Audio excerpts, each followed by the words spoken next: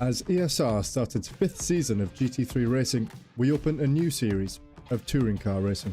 3 manufacturers and 10 circuits from across Europe and the US. Here's a little bit of what to expect in this upcoming season here at Evolution Sim Racing TCR Season 1.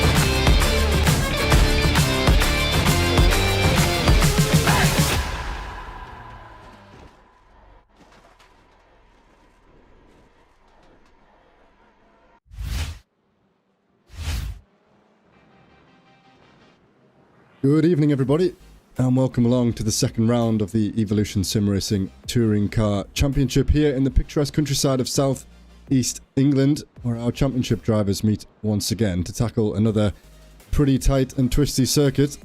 We're at the absolute iconic motorsports venue, the Brands Hatch Grand Prix circuit, all 2.4 miles of this very challenging layout. We have 11 corners, 3 to the left and 8 to the right, some tight apexes and quite a bit of undulation throughout the lap, making this session somewhat of a challenge. So we'll see how these drivers get on as they conduct 60 minutes of flat-out sprint racing. And it promises to be, I'm sure, another entertaining evening. So my name's Joseph Glass, and I am delighted to join you all once again in the commentary box as our drivers lay down their pace laps in this free practice session ahead of our closed qualifying session later this evening. Before we head to trackside though, we can take a look at the championship sponsors once again. So first up, Camé, the home and building automation experts, providing integrated high-tech solutions for private homes, public venues and urban spaces. The GP2 Group, a management consultancy firm specialising in business acquisitions, property management and developments. AB Designs, offering bespoke sim racing liveries designed to your specification across all the leading sim racing titles, including iRacing and ACC. And finally, Get Good, offering coaching and guidance via a new online self-paced learning package, which is accessible, in-depth and effective. So if you're interested in improving your iRating, be sure to get in touch. The links for this and all of the above are available in the ESR Discord server. So, after the first round, we can have a look now at the standings for both the classes. And we'll have a look at the teams' standings as we head into the second round. And also the incident ratings, all of which will count for something come the end of the season. We have a host of trophies on offer and plenty of vouchers to be given away and some draws to be made as well at the end of the season. So, in P1 at the moment, in the Pro class, it's Wojtek Swiwidovic, who won twice last week, and as we followed him on, he couldn't get back onto the podium in the third race, but those 2 wins, of course, enough to see him ahead of Johan Furey in P2. 2 podiums and a P6 for him last week for JFR Racing, and these guys you can see with those iRatings proving their worth at the moment. Matthias Pentilla, don't forget about him. For RD Sim Sports, a 4th, a 3rd and a 2nd, which, if that's to go by anything, he might get himself a win tonight. It would be good if that was in the opening round, and that would be quite a nice sequence of numbers there in the championship. Next up, we have Duncan Kirby in P4 for the Steel River Sims, and Ryan Ottens for Alpha 1 Esports, rounding off the top 5 in the Pro class. Luke Lucchese in the Honda for RDSA Esports. Unfortunate for him last week, suffered 2 incidents which weren't really his fault, demoting him from at least the podium positions, I don't remember entirely, down to P8 and P15, but he was able to bring home a nice result in the second race there, a P2 for Lucchese. Paul Cowlishaw, Jimmy Vyman, Wayne Douglas and Matt Hoyland ran off the top 10, and that DNF for Matt was enough, even so the points that he got in the first 2 races, to keep him inside the top 10. Closely followed by Stephen Donnelly though, only 2 points down. He'll be looking to improve on his results last week. Let's watch out for Donnelly getting into the top 8 this week, or tonight. And finally, Raz Harper on a nice round 50 points. He will also be looking to first into that top 10. So 2 drivers there, certainly to keep our eyes on. And now, in the AM class, Hussein Sarakadesla leads the way for the Suma GP2 Honda team. 2 podiums to his name, and that P4, so ever so close. And we obviously remember back to last week, he and James Howarth battling it out for a hell of a long time in the final race, which Huss lost on the final lap, but regained in the final few corners to win the feature race last week. So let's again see what he can do. Can he keep up that good form? Another podium perhaps, a couple of podiums perhaps for him tonight would be another good boost. Daniel Saunders, who was good to win the first 2 races, but those results not good enough to put him P1 in the championship. For Flatline Racing, finds himself in P2 after that slightly disappointing P9 in the final race. Francois Brandet for DXT with some nice consistent results there again, showing that you don't always need to be on the podium to be right up there.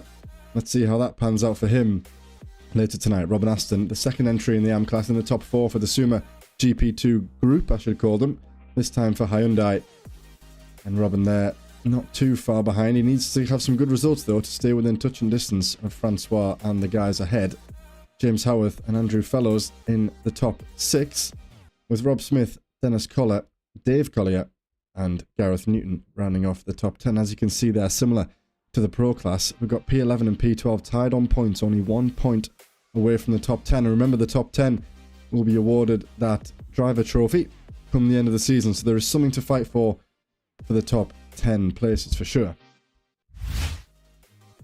Next then, let's have a look at the team. So it's Flatline Racing that lead the way at the moment, just 1 point shy of the 200 point mark. That's Rob Smith, Daniel Saunders bringing home those 2 wins, and Oliver Lumsden, a new team, some late entries that have come together. And so far, they're absolutely smashing it out the park. Let's see how those guys perform as a team tonight. Closely followed by, though, just 11 points behind, it's the Suma GP2 Honda team of Hussein Sarakadesla, Gareth Newton and James Bostock. So not far behind for those guys at all. DXT, Audi Sport of Hoyland, Howarth and Brandet also close behind, only 2 points separating those guys from P2. And then a slightly bigger gap from those top 3 guys, it's the other Suma GP2 Hyundai team. Mark Proctor, Paul Cowlishaw and Robin Aston with 160 points. And then the RD Simsport guys of Mateus Pentilla, who, as we alluded to earlier, will want to stay in touching distance of Johan Ferry and Wojciech Svilidovic in the running for the Pro Championship, and he will want to help his team get higher up these standings. I'm sure 5th will be good enough for now. That's Pentilla, Holman and Sutherland. We see P6 down to P11 there as well, of G League, DXT Honda Racing, Aura Motorsports, RDSA Esports, MRC 496 and Brooks Racing Development. And the challenge is, folks, for next week, can the livery sponsor bring us liveries for his racing team? Wouldn't that be good? Let's see. Keep an eye out for them and see what they're running tonight for sure as we get started. One last thing to run through then before we head to trackside. I'll say that again because it cuts my voice off. One last thing to run through before we go to trackside is the incident rating. So we have a system in place again this season, which we had in GT3 Season 3, however not Season 4, where we calculate the average of each driver's incidents over the course of the season and calculate who has been quote-unquote the cleanest driver. I guess you could take that quite loosely, but there is a system in place. So we take the total incident points, divide that by the total rounds attended to form an average of the incident points gained in every round, and the lowest scorers of the top 3 in each class will go home with a $15 voucher to spend on iRacing. So that will definitely set them up with a new car or a new track perhaps for next season, whether that be in GT3 or here in TCR or on anything that they choose really. So it's a small little tweak, you know, another addition that we offer at ESR for guys who, again, maybe might not be battling for the championships. They might not be battling at the front of the grid, but they can still get their hands on something, you know, tangible come the end of these 10 weeks. And they can do that by keeping it clean on the circuit, by trying to keep it within the red and white lines, and by trying to keep it away from other drivers. That's the only way, really, to find yourself high up on these lists.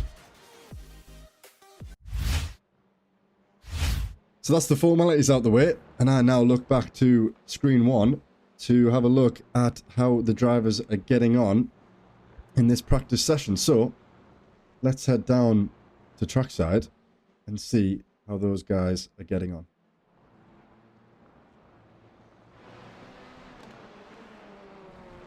So a handful of cars in the pit lane. That's argue over half the field in the pit lane, but we have a nice group of between, I think it's 36 drivers or 35 drivers that we have with us tonight. A few of them just haven't set a time yet. There's Ryan Ottens making his way out of the pit lane and onto the racing circuit. As we see one of the GP2 Hyundais coming back in. As we picked up last week, it is Wojtek Sviridovich who is again at the top of the timing sheets, the fastest time of a 1:31.64. And we can catch him on track now, just exiting Sector 1.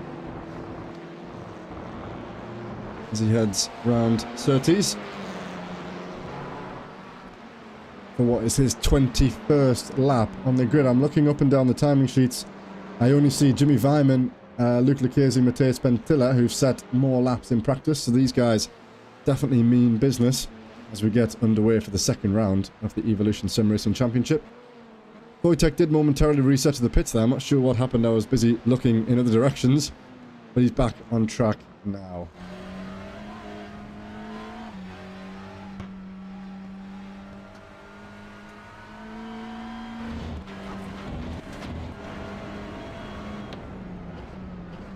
So just gone under 3 minutes until we get underway with the first competitive session of the evening, the first qualifying session. There's Ryan Ottens, the 164 machine, entrant for Alpha 1 Esports, the South African driver.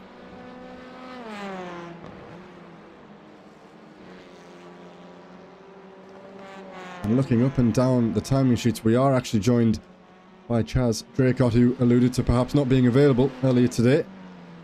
And again, unfortunately, I'm going to have to pick him out as being the pro amongst the AMs. Not a single driver, apart from Alex Fretwell and Stephen Fry, who are yet to set a lap time. But Chaz will want to find that time and get himself back in with his pack. A nice equal split. I think we have just a few more AMs here tonight than we do pros. But nonetheless, it will be competitive as Ryan Ottens runs very wide there and gets an off track.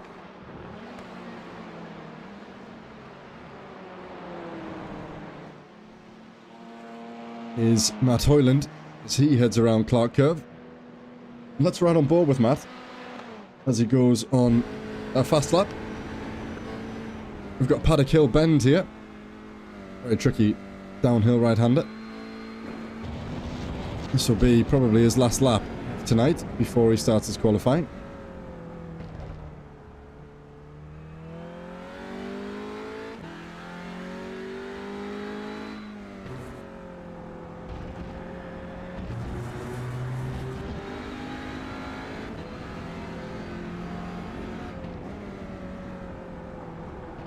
The tricky corner here that the drivers are going to struggle to navigate as the tyres wear down is that uphill uphill left-hander of Surtees.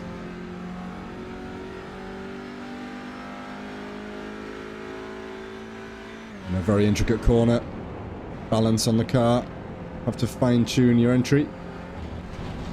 Not to do what Matt's just done. He got away with it. But you want to be half a car further to the right-hand side, really.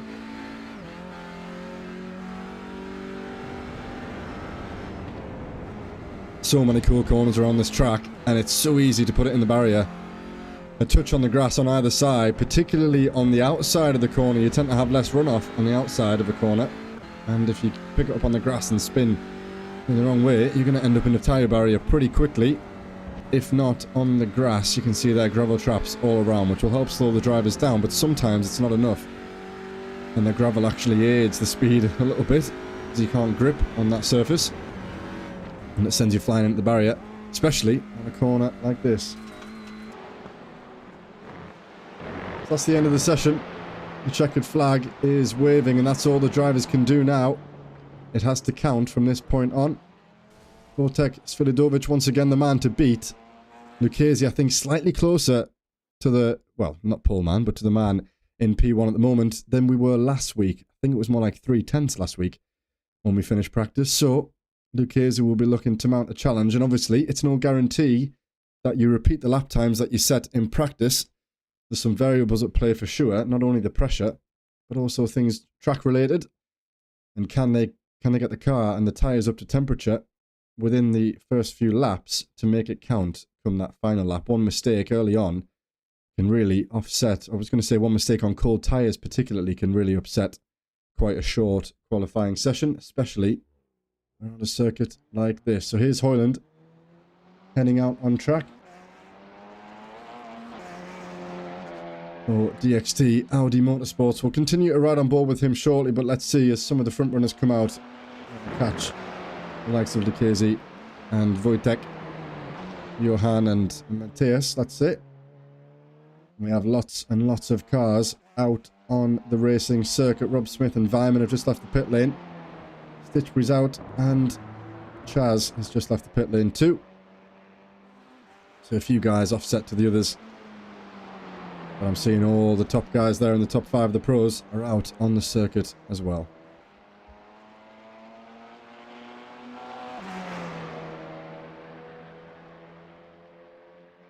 Conversation between marshals there. Quite a cool little feature that actually.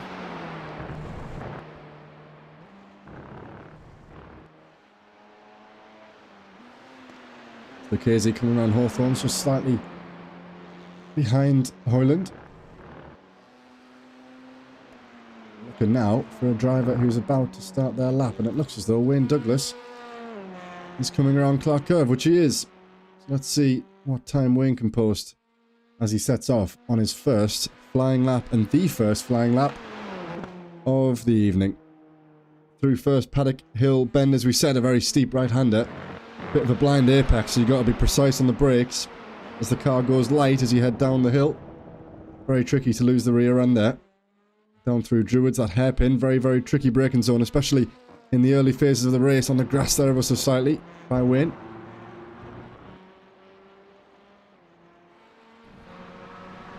Making use of track limits there, absolutely. Opening the corner almost as much as he can as he sweeps through the left-hander of Surtees. And now down the back straight towards Hawthorne's Bend, similar to turn 1, a tricky braking, well, it's not really a braking zone, but a tricky corner to navigate through, especially when you're trying to find all the time you can and keep those tyres on the limit. You want to put a banker in though, you don't want to go full send too soon. The tyres in the car need to come up to temperature. And by the 4th and flying lap, that's where you really want to have got a good lap time under your belt, and then you can maybe risk getting an off track in the pursuit of setting the fastest lap of the evening. A heavy curb cut. I think he'll be okay. You can take quite a lot on that curb, but it didn't look too stable as he exited onto the left-hand side. Easy to get a tyre onto the grass, and that can quite quickly offset your entire lap. Wayne comes across the final corner then. As he heads towards the line to cut the beam, he set the fastest sector 3 so far. And is he going to be the first driver to put a lap time on the board? Or did he find an off-track somewhere? He might just have done, because he hasn't come up. And Wojtek Svidovic, of course, the first man to set a lap time tonight. And it's a 1:31.733 for Svidovic. Bostock about to come across the line. Only one other AM driver. That's Danny Weir. So let's see. And there's Graham Matthew taking provisional pole for the AMs. Is James going to come across the line to say something about that? Vyman across the line too. Nothing giving for Bostock. Let's ride on board with him as he takes us around this lap. And hopefully this time he keeps it valid. Hoyland, the 1-2-3 in P6 for the Pro class. But Graham Matthews still taking that provisional pole position for the AM class. Quite a big gap there, as you can see, between Lucchese and Svidovic. Half a second to Pentilla. Improvements must be made, and those drivers already under pressure. The fastest Sector 1, Sector 2, Sector 4 and Sector 6 for Svidovic, so he is on form all around the lap. Luke Lucchese holds the fastest Sector 5 time. And Wayne Douglas, the man who we saw earlier, the fastest Sector 3. It'll be interesting to see that split as we go through the session. Wayne finishes his second lap, and it's a time good enough for P4. And we should soon see the man that we are with right now, James Bostock, coming up on the timing sheet at the bottom eventually.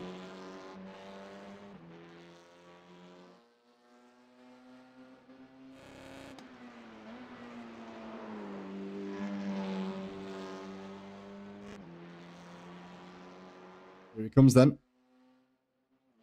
Is he going to set a lap time this time? He is. And he puts himself on the third row of the grid in the AMS down there in P5. A good lap time. Only 16 1,000th of a second behind Rob Smith in P4 for the AMS.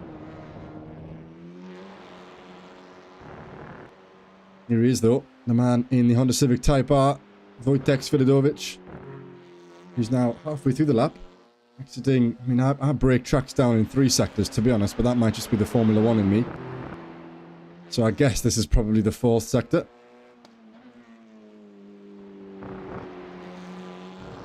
And in this lap, this man has taken the fastest Sector 3 time away from Wayne Douglas and posted himself onto his lap time. But it's not a wholesale improvement, only an improvement in the first sector, but a purple Sector 3. So I wouldn't be surprised if he extends that margin. It's currently 2:29 to Pentilla. Let's see what it is now as he crosses the line.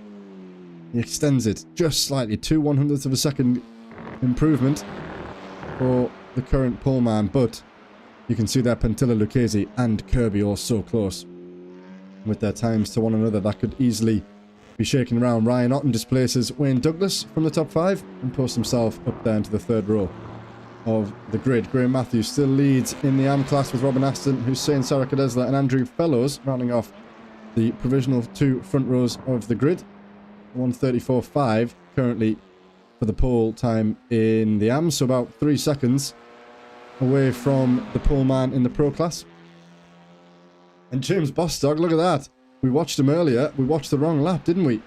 He's put himself on provisional pole position ahead of one of the pro drivers, only by 6 1,000ths of a second, but still, that's why we measure in 3s, because the difference matters. And James has got himself a nice little gap for the moment ahead of Graham Matthews. Let's ride on with Graham and see how he improves as he heads around what is his 3rd lap, I believe. All the drivers will have one more stab at it after they finish this lap.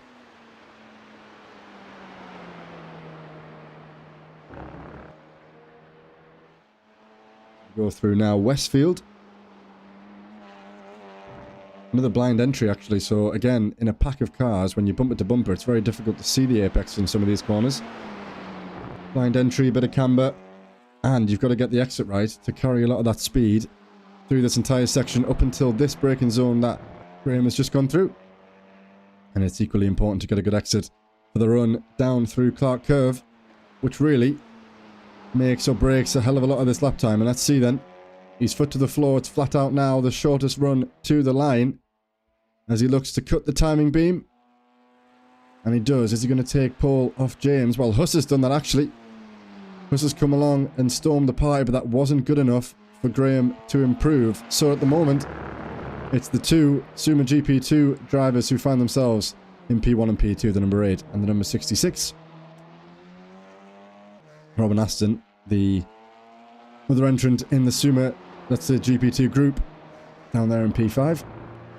And Chaz Draco does what he can to put himself closer to the back of the pro pack, splitting James and Hussein.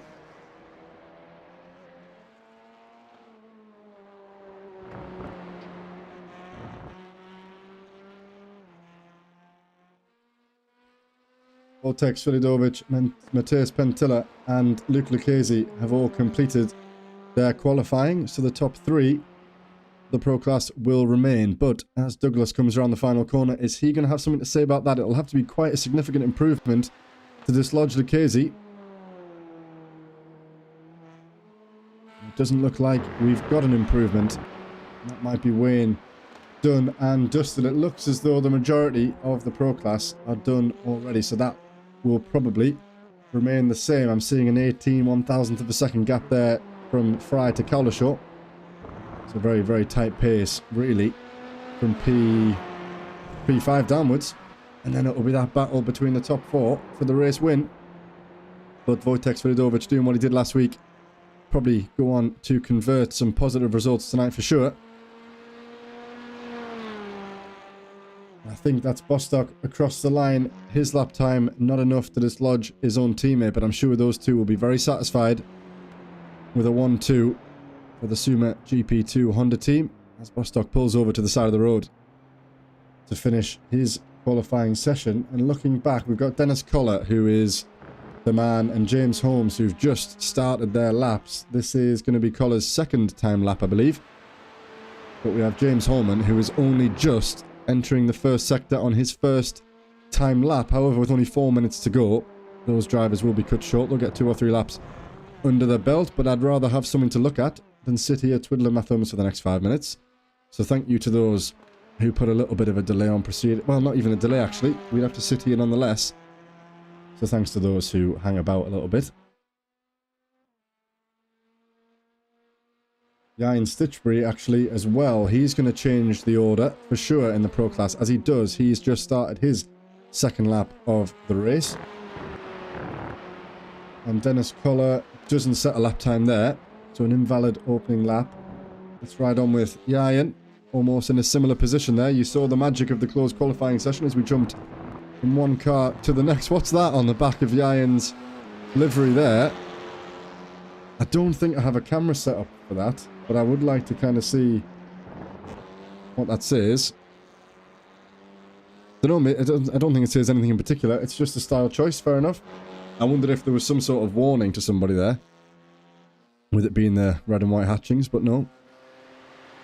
Just a design choice, I think, for the Aura Motorsports team, and he's flying. Looks like he carried a hell of a lot of speed there.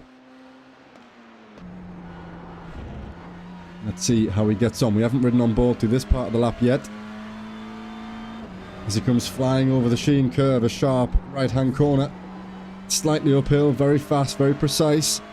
And you've got to be committed over the curb to finish off that sequence of corners before you come here for Stirling's Bend. A pretty slow, well, not a slow corner, but, you know, a decent braking involved in that corner. It was just a lift and a dab and a couple downshifts as he head over Clark Curve.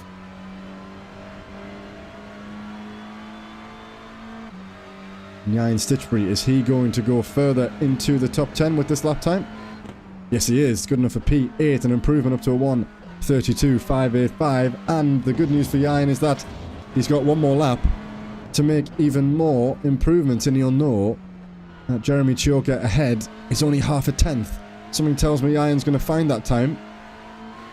And let's see if he's capable of doing that. The exit of Graham Hill. The run down to Surtees, you can really open up the corner. Tricky braking, easy to lose the rear. And you want to be smooth with your throttle input to make sure you get a good run. Don't want to kick in the TC as you head up the bank. Under the bridge. The Honda sounds incredible from this angle. And again through Hawthorns.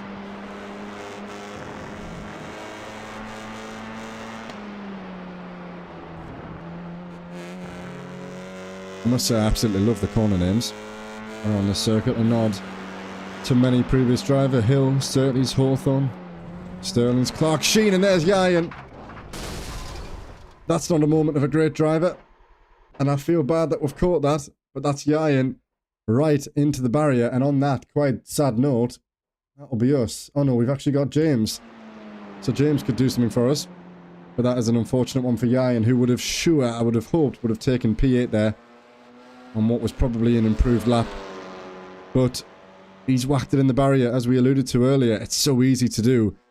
If you hit the grass, you take the curb wrong, you get a snap, plenty of opportunity to drop the car. And there isn't that much of a runoff, and that's the result. A tank slapper head on into the barrier. That'll be race over if that happens for anybody in our race sessions. James has come along here, the 105 machine, and he's put in a great set of laps so far. And he's going to finish this one. In fact, he's not going to finish this one. I've just seen the time. James is not going to improve. He's set an improvement in the Sector 3s and Sector 5, so that probably would have been enough to take the second row of the grid, but he's not going to have the time. And that is everything. That's qualifying complete. Let's take a look then at the grid in full. Wojtek Swiatovic, of course, takes pole position once again for a second week running. Mateusz Pentilla starts in P2, sharing the front row of the grid for RD Simsports. Luke Lucchese, Wayne Douglas on the second row of the grid. James Holman, with some late entries there, finds himself only 7/10 away from pole position, with Duncan Kirby for Steel River Sims in chat as well. Rounding off the top 6, Ryan Ottens, Jeremy Chioka, Ian Stitchbury, Paul Cowlishaw, Stephen Fry, Mark Proctor. The top 12, Rob Sutherland, Raz Harper, Josh Ostig, Jimmy Vyman and Matt Hoyland. Before we break for the for the AM class, Hussein Sarakadesla and James Bostock share the front row of that grid. I'm conscious about the lights going, but I'm seeing a few cars yet to grid up. Graham Matthew, Francois Brandet on the second row of the AM grid with Aston, Fellows, Newton, Saunders, Howarth and Smith, the top 28, with Danny Weir and Oliver Lumsden in the top 30. Rob Mackay, Jod Ludbrook, Owen Seward, Alexander Parkin, a late debutant for TSR tonight, Alex Fretwell, who didn't qualify, and Dennis Collar, who didn't qualify either. And that might have felt rushed. That's because it kind of was. Conscious that we have a race to overview here. And we will shortly be underway for the opening round of the second race. The second round, the opening race of the second round of the ESR TCR Championships. I'm sure a few guys will be delaying for me, which is nice. Thankfully, we've got through it and the time is ticking. It's going to be so crucial to try and keep it clean in the opening phase, particularly around such a track.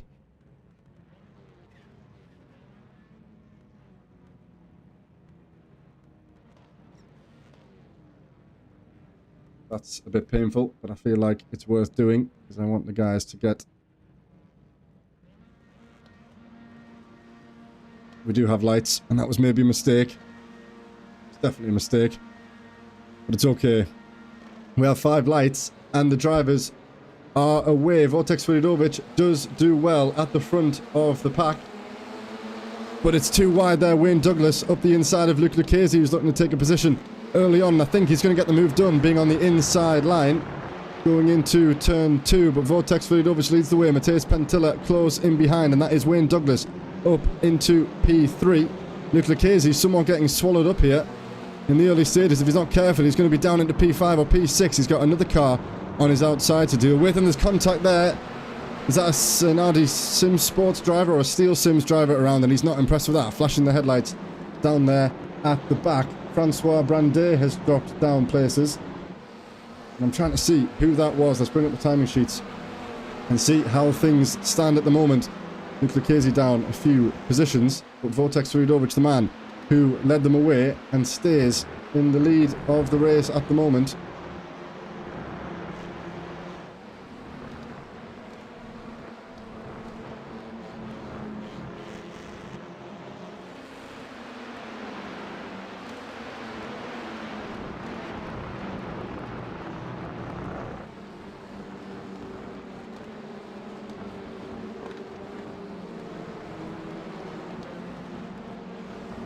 Looks like all the drivers, most of them, have got through here quite well. I'm not seeing too many incidents on the timing sheets as they all barrage through the final sector for the first time.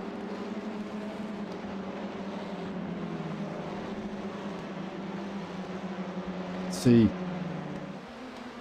how they get on. Bostock leads. He's taken some positions in the AM class.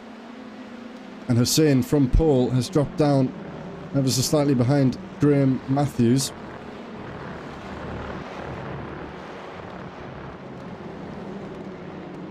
See after that opening lap how the drivers get on. Wayne Douglas has picked up a few positions. It was Duncan Kirby who we saw spinning through Surtees, through Graham Hill Bend even, on the exit here. Oh, and that's Hussein out wide there. We've got Matt Hoyland who's under pressure on the inside. Is that Yayan? Oh, and there's contact. Is that Graham Matthews around? Yes, it is. He's around and off the circuit. Again, I'm not sure if that was contact or if he's just lost the car on entry. Still so much going down. Stephen Fry almost side by side here as the G League entry just dips in behind him. That's Jimmy Vyman, and thinks, no, it's probably not worth going side by side through Hawthorne's Bend. It's a high speed corner and it's quite easy to understeer.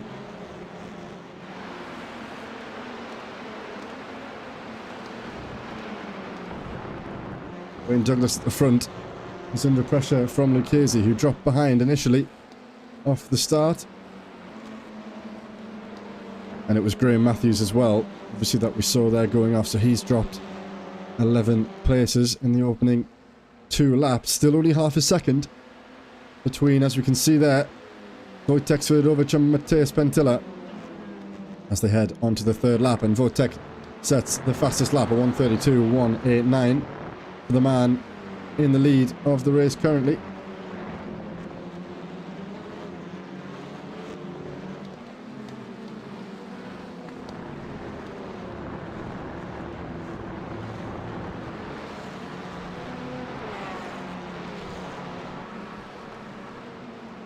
See how long Wayne can hang on with Lucchese in behind. It might not be long. I think he's just offset him ever so slightly. He has. He got the braking slightly wrong, and that's opened the door for Lucchese to get the run. However, he is on the outside line. And is Lucchese going to be able to hang it around the outside? Let's take a look. They've afforded each other the room. And Lucchese's still there. You can see his tyre. Oh, and it's squirmy. Is he still there? I think he is. And he's just forced to dip back in behind Wayne, who's gone well off the circuit. I'd be surprised if that wasn't a slowdown, actually. Doesn't look like it is. And after that slight mistake, James Holman thinks, I'll get involved with this. And is he going to look to get the switch back on Lucchese? I think that is a slowdown there. Wayne has given that place, and he might concede another. He might just be playing the slowdown tactfully, which is possible, and probably the best way to do it in the opening stages. It's killer if you do get a slowdown in the opening few laps. And a little wobble there as they headed over the crest by Holman, who keeps it together. And I think that is definitely Wayne, who now has to serve that. He's probably just about run out of time.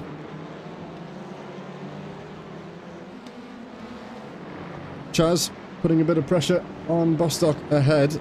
It's an out-of-class battle, of course. And James is leading his race, so it might be wise if Chaz has the pace to let him through, but he doesn't want to be held up. Let's ride on board with our AM leader and see how he is getting along.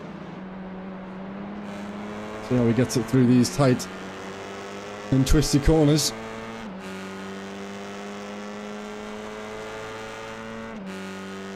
I love listening to this Honda from this onboard position.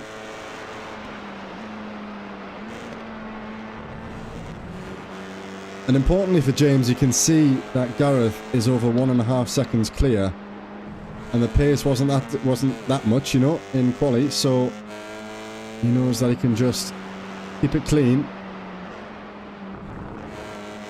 and he's got a nice margin to play with. All the while, Fellows will be thinking that he can get on the back of Gareth, which will ultimately slow the two drivers down. So James has to keep looking forward. That's quite difficult when you've got this man going up your inside, and James Y still let him through. He hasn't cost himself any time. And let's just hope that Chaz can put in some quick laps ahead of James, not to hold him up either.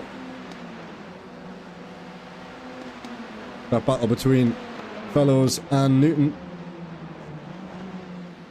This Fellows sticks it at the inside and gets the move done. Is he going to defend the inside, or is he going to allow Newton up the inside? A slight hint of thought there by Gareth, but he thinks better of it. He's got his teammate in behind him. That's for saying.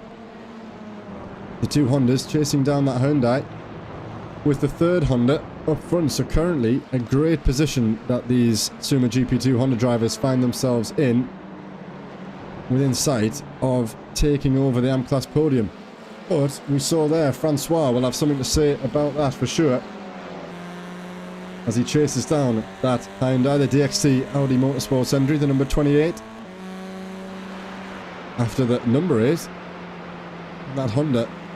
And it's not nice to have to keep the speed up through these tricky corners, knowing that you've got someone so close behind you. The guys at the front of the Pro class, seconds separating each of them. So not much going there. We'll have to see a mistake for those guys to close back into each other.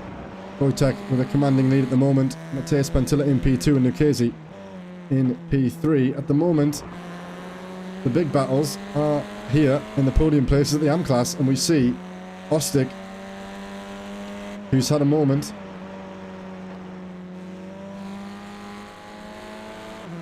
We'll see if Francois is going to get a move done here into turn 1, and we'll try and go back to see what happened to Josh. Is he going to send him? Yes, he is. Francois goes up the inside.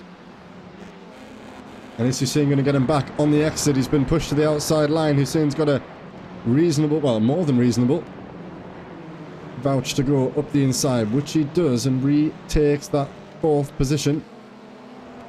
All the while allowing Rob Smith to get involved in this battle. That's Fellows, I believe, off the circuit there, leaving tyre marks on the exit of Graham Hill. Oh, and there's a spinner there. He's just made contact. It's Danny Weir and Dennis Collar, who have just gone off the circuit. Let's cut back and see what happened there in the background. He goes up the inside, does Danny, and he doesn't get left the room by Dennis, I think. Let's see it from on board. It's a late move, but he is there, and he's entitled to the space. He was more than halfway alongside there for sure, and a helping in the rear there, just to make matters worse for Danny. I think Collar should probably have left him a little bit more room there.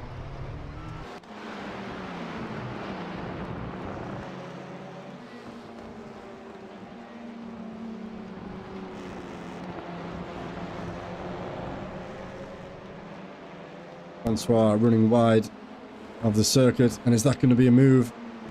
No, it's not. It's going to tuck back inside. The Iron Stitchbury under pressure toward the front from Wayne Douglas.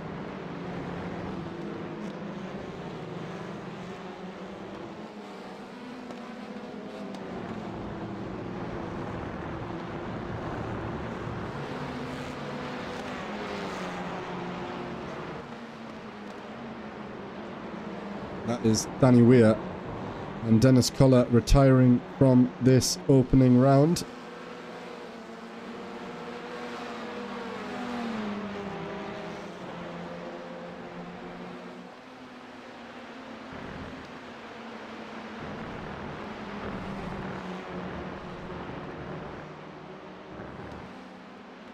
Let's go back and see if we can see what happened to Josh. This might give us a taste.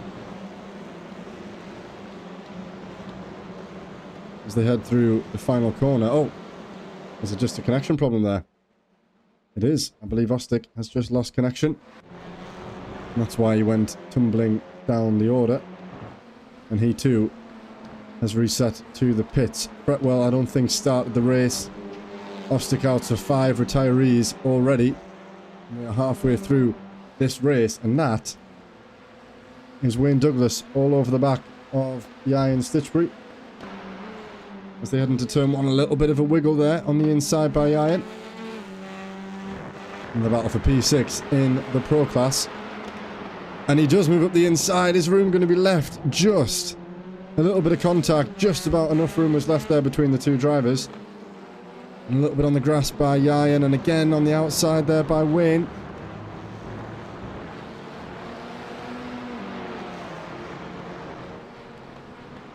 He's up the inside. Is Iron going to leave him the room? Very aggressive by both drivers here. That's what we like to see.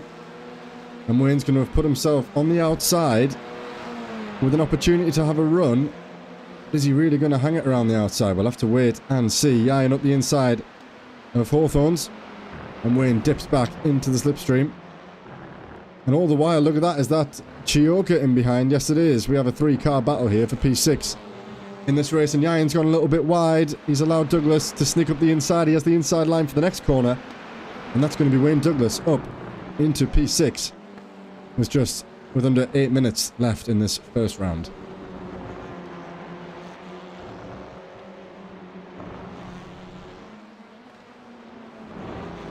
Stephen Fry and Raz Harper going at it as well, and Mark Proctor, I believe, there's maybe, is he slow? This battle, look at this, 6 cars involved here. It could quickly become quite feisty in what is the battle for P11 in the Pro class. All swarming around, dipping and darting in and out as they decide what's the best line to take.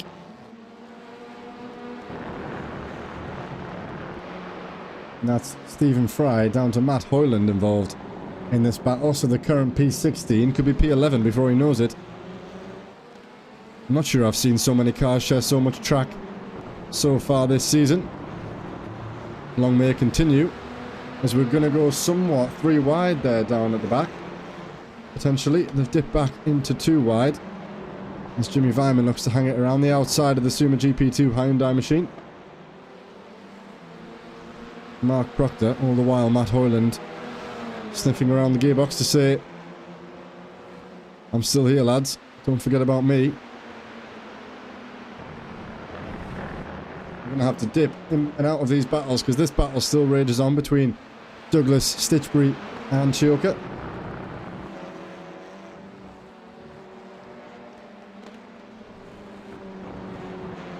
James Bostock down there still leading the AM class. However, Andrew now within a second. So, in the closing stages here, we could potentially see a change of hand in the AM class.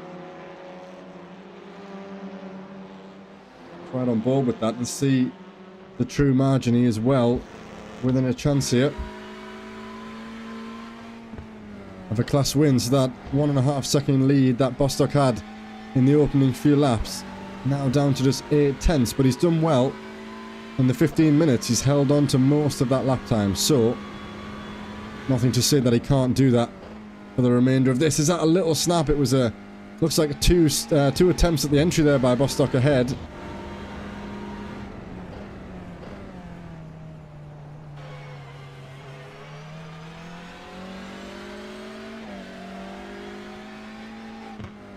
And an incident for Ludbrook as well, which we'll catch in a moment. These two continue this battle. Keep an eye on the timing sheet to see if that changes hand at any point. Let's see what happened to John. Is that a disconnection as well? Possibly. Or just a retirement, I'm not sure. But nothing to see in that replay.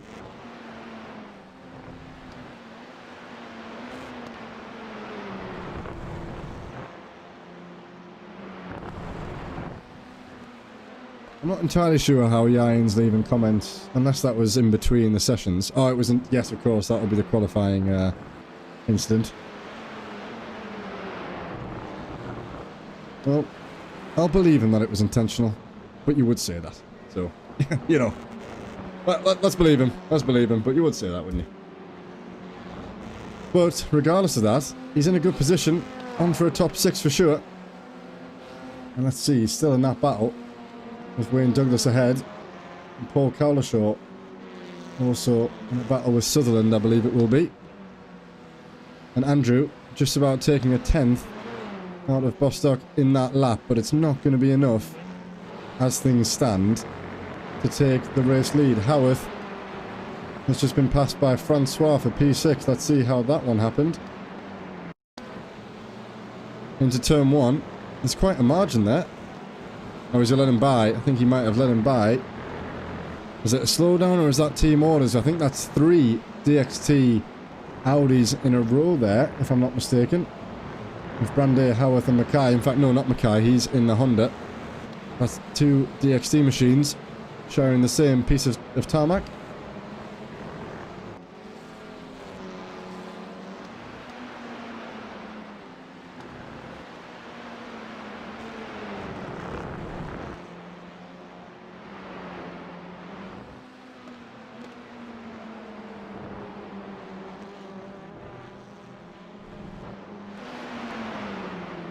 Kirby has been put under pressure for Charles Draycott as they battle for, unfortunately, the final position in the pro class, aside from those who have had a DNF. And is that Jimmy Vyman down a place? Yes, it is. Mark Proctor very close as they head round Clark Curve.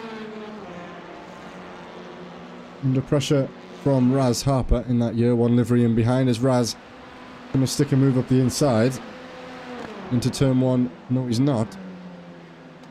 The final 2.5 minutes. Oh, and that's a car wide. That's Matt Hoyland.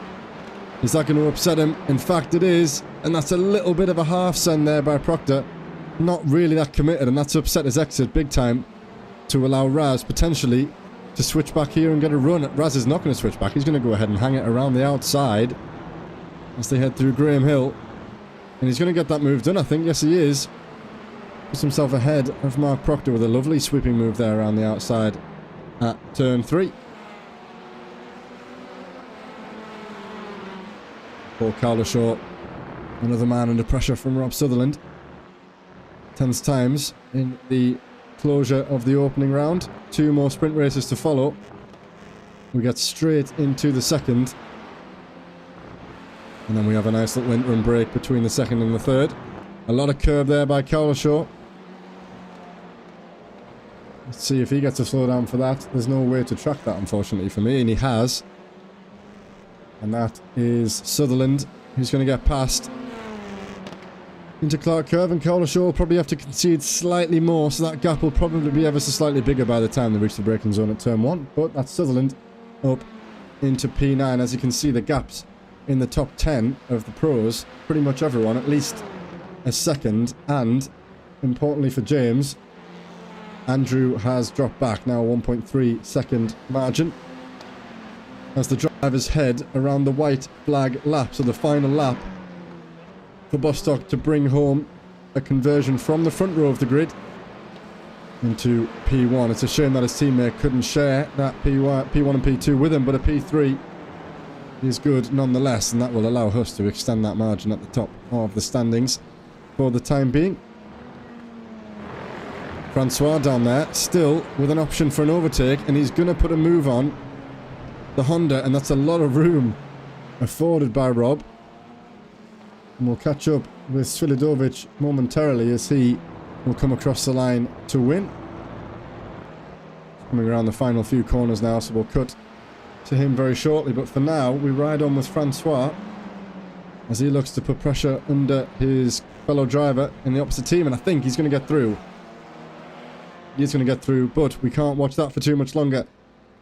Wojtek Sviladovic comes across the line to win the opening round yet again, and does a nice little shimmy across the line to come home to take P1 here at Brands Hatch. Matej Pentila in P2 with Luke Lucchese rounding off the podium places.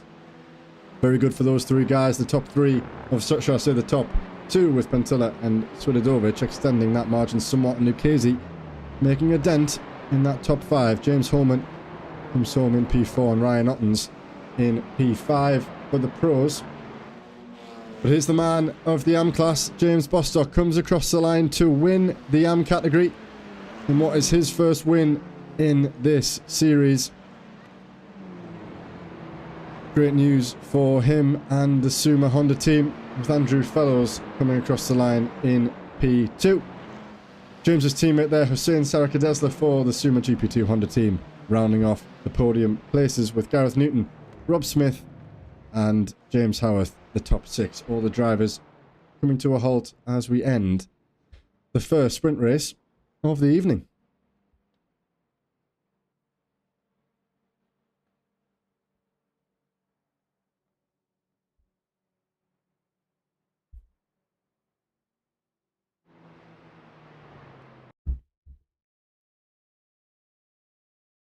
So here are your race 1 results. First, the pro class. Wojtek Sviladovic taking home 50 points, the 180 machine for Semper Racing. Matej Pentila in P2 with Luke Lucchese rounding off the podium places. James Holman for RD Sim Sports in P4 with Ryan Ottens for Alpha 1 Esports in P5. Wayne Douglas, Yain Stitchbury, Jeremy Chioka, Rob Sutherland and Paul Cowlishaw, the top 10, who will reverse. So that will be Cowlishaw, I believe, on pole position for this round. Yesterday is Stephen Fry, Matt Hoyle in the top 12, Raz Harper, Mark Proctor, Jimmy Vyman, Duncan Kirby, Chaz Draycott, Josh Ostick and Alex Fretwell, the finishers for the pro class. And in the AMs, James Bostock takes home the win, the number 66 machine, with Andrew Fellows and Hussein Sarakadesla rounding off the podium places. A healthy win there for the GP2 Honda team. 3 drivers in the top 4. Rob Smith in P5 with James Howarth in P6. And just like that, the race is underway. And we're going to have Paul Cowlishaw to get us underway at the front. We have 5 lights and they are away for the second time tonight. Cowlishaw gets off the line well, but is that Yain? Yes, it is. Yain's got the great start and he's already up into P3. A car off the circuit there. Is that Pentila dropping back, or perhaps Rob Sutherland dropping back? Cowlishaw with a healthy lead as he heads into the braking zone for turn 2, and a brilliant start for Yain Stitchbury, who's got up 2 places if he can hang it around the outside, but he's not. Wayne Douglas has stuck it up the inside with Jeremy Chioka, who's going to take those positions back. And Douglas sticks it up the inside at turn 3, and he's going to take P2. The rest of the drivers coming through now. We see Lucchese there up in the top 7 already, with Pentilla and Suvidovic still behind him. So nothing giving for the top 3, who we're going to watch out for in this reverse grid. Let's see what's happened to Bostock. He still leads in the AM class. Further down the pack, let's see. Not much pressure from behind. You'll be pleased to see as he heads through the Hawthorne Bend.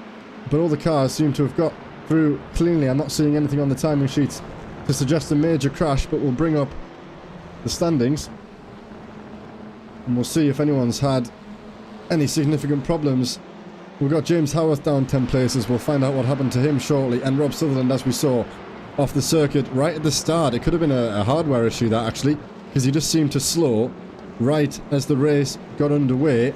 But Cowlishaw leads then, followed by Douglas, Menchioka, Yayan and Ottens, the top 5 in the pro class, with Bostock, Smith, Hussein Sarakadesla, Rob Mackay and Graham Matthew, the top 5. And you can see Mackay, both Robs there, Mackay and Smith, up 3 places, getting themselves into the top 5.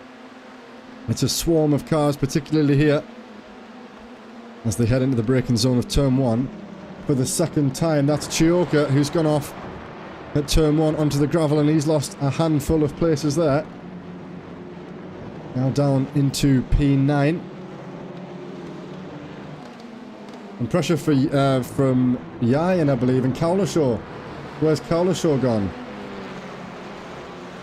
He's all the way down in last position, so a disaster for Cowlishaw. We'll try and find that as Ryan Ottens and co. put Yayan in trouble for P2, as Wayne Douglas is extending that margin corner after corner. 1.4 seconds now.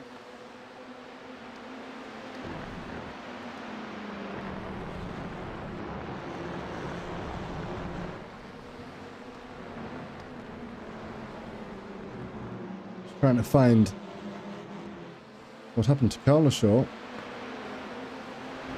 From what I can see, it looks as though he just came into the pit lane. Let's just go and check to see if we can see what happened there. Paul leading the race, and he just dives into the pits. So I'm not sure what that is. I don't think he would have had damage. Maybe he just had to dip out, but unfortunately, I'm sure we'll find out what happened after the session. But that promote one you can see there, just as we cut away, was that... Not sure, was that Chioka back a few laps ago, perhaps, looking to go around the outside at turn 1? And might that have been when we found him on the gravel? I think that was Chioka looking to make a bold move around the outside, of probably the hardest place to move around the outside, probably.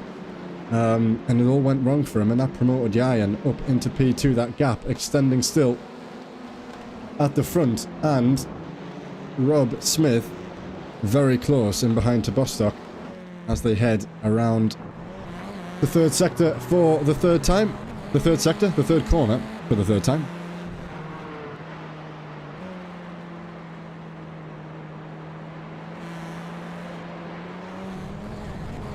Wide, very wide there by Smith. Is that going to allow the car behind the run? No, it's not. Huss was not in position enough to make the most of that, although it will have upset Smith's run ever so slightly.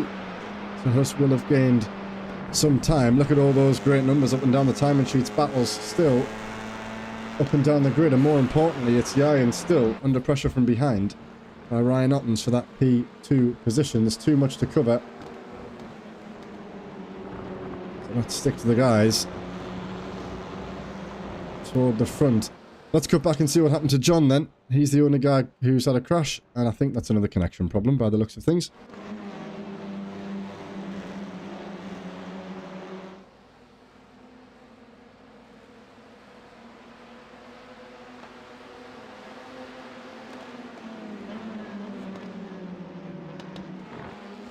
There's Pentilla there, setting the fastest lap of the race, a 32.279, 3/10 quicker than the guys in front of him. So Mateus could have some pace and could be putting on some moves. That's good to them in this pack. Anything can happen for any of these guys, but crucially, Wojtek's still down there in P7, so Yayan will be hoping that that will continue and he can extend that gap and try and catch up to Wayne. but he's the man who's punching the hole in the air for everybody else behind him as they all, well, barrel, I guess, through the slipstream. Really in quite a precarious situation with these 6 drivers who are theoretically quicker than him tonight, most of them. Lucchese, Pentilla and Suridovic, definitely. But it might be that buffer of Ottens and Holman that just help him see it out. And there's that Pentilla looking to make a move. Lucchese's going to have to leave the room. He just dips out at the last second. That's going to upset his line, and Wojtek could think about a move.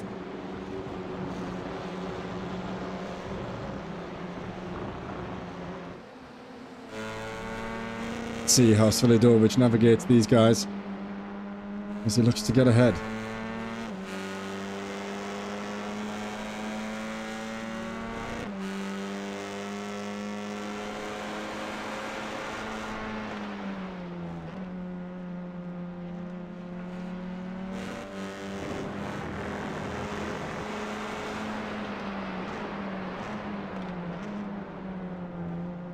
Bostock sets the fastest lap. I'm not sure. I believe that will be the fastest lap in his class. And I'm looking at the timing sheets thinking that if he can get onto the back of Mark Proctor, which I'm sure he can, he will get himself on pole position for the next race, which will split him and then another 14 drivers in the Pro class from his nearest AM rival. So all the while, James nearly 2 seconds clear of Rob in behind for P2 in the AM class. If he can just get one more position, ironically, off Mark Proctor, who is in the other team, I think, the Hyundai team. Yes, he is. So they are sister teams, so there might not be any coordination, but that could be a play. Oh, and that's wide. Who's that gone off? I think that's Holman who's gone off, and he's kept it in front of Solidovic, which will not please the pole. He will hope to stick within touching distance of Pentilla and Lucchese, who will know are his championship rivals, amongst a few others, and he will not like the sight of the rear view, the rear bumper there. He'd rather be right behind Pentilla, as we've got a little bit of door banging there with the 2 cars behind. I said into turn 1, that's Duncan Kirby and Jeremy Chioka swapping places. And not much room being afforded by either of those guys. Kirby just loses the rear end briefly, but keeps it together, all in all. Quite aggressive, and is Jeremy going to send one up the inside? Not quite. There or thereabouts, but nothing too committed. Erica Desler in the podium places at the moment. The Suma GP2 Honda team. The only Turkish man on the grid, and putting in a fine performance so far this evening. He'll be hopeful again of that 1-2 that they missed out on in the first race. It's within touching distance now, just as we are about to cross over the halfway race distance. Chaz Drake got the man who has a driver right behind him. It's Mark Proctor. And Bostock not too far behind. A mistake between either of these drivers would promote Bostock into that top 15 reverse grid. So he'll be watching on eagerly, thinking, please guys, continue to fight. I'm seeing James's connection not too great. I've seen him dip out once or twice already. Fingers crossed that's not a problem as we go. Nearly 3 seconds now to Rob Smith and behind. So Huss doing a good job to put him under pressure, all the while helping his teammate out front.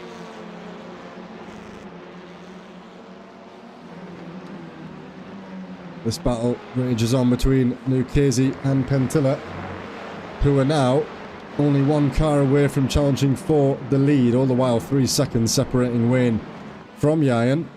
But these are not the kind of drivers that Yayan will want to see in his rear view mirror. I'm sure he will relish the challenge, but he knows that he's got some pace coming up behind him awfully shortly. And there's some smoke in the background there. Someone gone off. Is that Ostick round? I think it is. Let's try and see what happened there. Is this going to show us? That's Ostick up the inside. Oh, and it's a touch. It's a touch by Hussein. Doesn't give him the room and turns in on him. That's Ostick and Huss plummeting down the order. And is that Huss jumping back to the pits? Yes, it is. So Ostick and Hussein both out of the race. So that positive result for Suma GP2 Honda now unfortunately out the window, as Hussein is the latest victim of retirement here around Brands Hatch. Unfortunately, his own doing. The car was there, clean up the inside, and he turned in too soon and cost them both a retirement. That's a pro against an am, so that's not quite what you like to see. That's Lucchese looking to go around the outside of Yai, and he's going to defend the inside line, which he does, but they've all got the run. And as I said earlier, with Stitchbury punching the hole in the air, he is theoretically the slowest driver in a straight line. But he's done well to stay in front of all of these drivers as they head through turn 1 for the 8th time tonight in this second race. Immediately comes over to defend the inside line, as you would. Lucchese forced to the outside. With such tight racing, you can see there Wayne just leaving the picture. He's extending that margin lap after lap. Rob Mackay promoted into P3 onto the podium with Huss going off the circuit. I'm not sure where Ostick was when he went off the track, but someone is beneficiary. And Bostock has got past Proctor. Crucially, Bostock past Proctor. Let's take a look at the classes, and you can see there that is James out of the bottom 16. Sorry, the top 16, I guess. And he promotes himself crucially into that reverse podium grid position with just 8 minutes to go. And really, will his sister team driver fight him too hard to take that back? I tend to think not. So James could do himself an absolute massive favour. Obviously, you're under threat from the faster drivers behind. But God, what a helping advantage that is. If you can get away cleanly into turn 1, let those guys behind him fight, get himself a couple of seconds margin, which will be reduced throughout the final race. Oh no, he's gone wide. No, he's gone wide. I was bigging the whole situation up. It's okay, he still leads his race, and he's still going to bring home the win, possibly. But all that talk of the reverse grid and the strategy that he could play, being at the front of the grid, is now off the cards. It'll be interesting to see what he and Mark think about that as the race goes on, because James has had the pace to keep up with Mark, roughly only a tenth or two behind him every lap. So they're definitely about equal. Got Ryan Ottens under massive pressure from Jeremy Choker as they exit the first sector.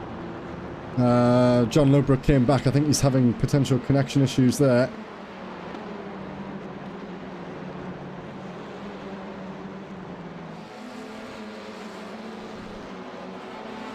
We've had a move from Duncan Kirby passing Holman up the inside. There was a little bit of contact there, and is that a spin? Yes, he's spun there. Bit of contact with, I think that's Wojtek on Holman, which allows 3 of those drivers, and that's just before we cut to those guys. Just before we saw the Alpha 1 and the G League cars slightly coming together in turn 3. That was when we saw Holman spinning round. He was pushed right back in the right direction, thankfully. So that has just occurred. Let's see what's happening. Pentilla and Stitchbury under pressure. Lucchese has got through and takes P2 away from Yayan.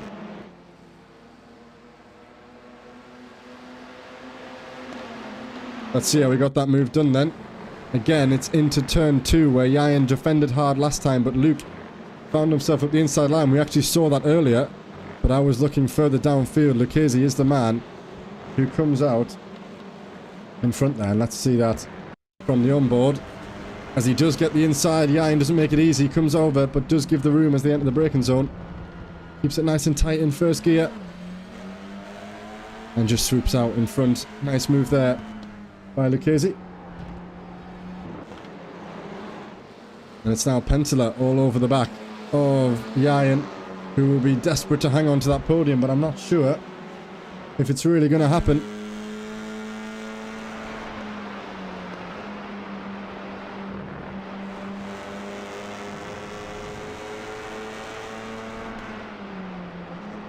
Out, and there's now a 3-second gap between Proctor and Bostock, so I think the idea of a pole position is now off the cards. Nonetheless, James will be very satisfied with 2 race wins. You can't knock that at all. And Draycott is under pressure from Proctor, actually, so we'll cut to that shortly. But is Penciller going to be able to get past Yayan to take that podium as we enter the final 5 minutes of this second round? And Gareth Newton, actually, let's cut to this. Gareth Newton is... No, it's actually Rob Mackay, sorry, putting Rob Smith under pressure. I thought we had a battle for the podium, but I got it the wrong way around. There's Lucchese setting the fastest lap time of the race, a 1:32.1. Oh, and that's Yayan gone.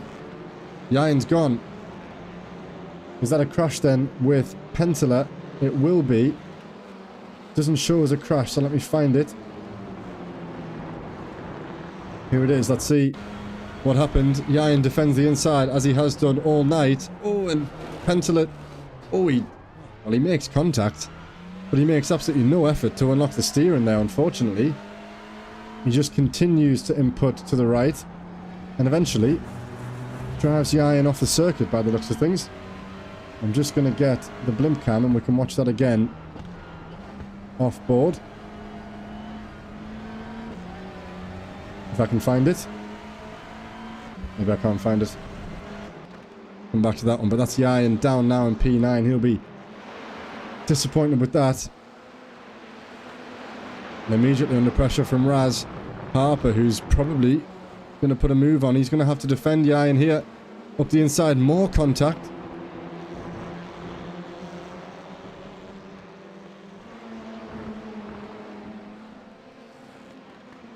Jimmy Vyman putting a bit of more pressure on Raz than Raz is on Yayan. There's a move up the inside there. Catch that. There's contact. Thought there might be. That's Ryan Ottens. And he's just about narrowly avoided. I think that's Hoyland. Yeah, it is. He's just narrowly avoided Hoyland as he rejoined the circuit. And is this going to be the move? Yes, it is. Let's see. He darts to the inside. It's a late send on the brakes, but he gets the move done. He just doesn't see him. He doesn't see him. And unfortunately, Ottens was ahead, actually, at the apex. But Kirby turns in nonetheless. Graham Matthews has jumped to the pits as well. He's gone off the circuit. And he's back to the pit lane. Let's see what happened. Has he hit the barrier? Is it going to be contact? It is contact. He's just been driven through the back there. Is that the Aura Motorsports driver? Of Josh Ostick, I think it is. So that's Graham Matthews' night. Well, not night, but race over. So, give a bit of time to the man who leads and comfortably leads the Pro Class. 5 seconds to Lucchese. Made the most of that good start. As he crosses the white flag, he commences his final lap to bring home, I'm sure, what will be a race victory. As I was saying, he did well to make the most of getting ahead at the start while the faster guys battled in behind Yayan. And he's extended that margin well throughout the entire race. Lucchese 5 seconds behind Wojtek. That's the fastest lap, a 1:31.755. But he's not going to be able to put a charge on Lucchese. I think was that just Yayan who's gone off track again there, and Ottens is tumbling down the order. Is that a slowdown? Let's see what happened to... Are we going to see what happened, or is this just... I think he's just serving a slowdown. So Ottens down the order ever so slightly. We'll catch Wayne as he comes across the line. Very tight battle here, and Chioka side by side with Raz Harper as he goes up the inside of Surtees. And was there a little bump there that I saw, or maybe just someone going off the racing surface?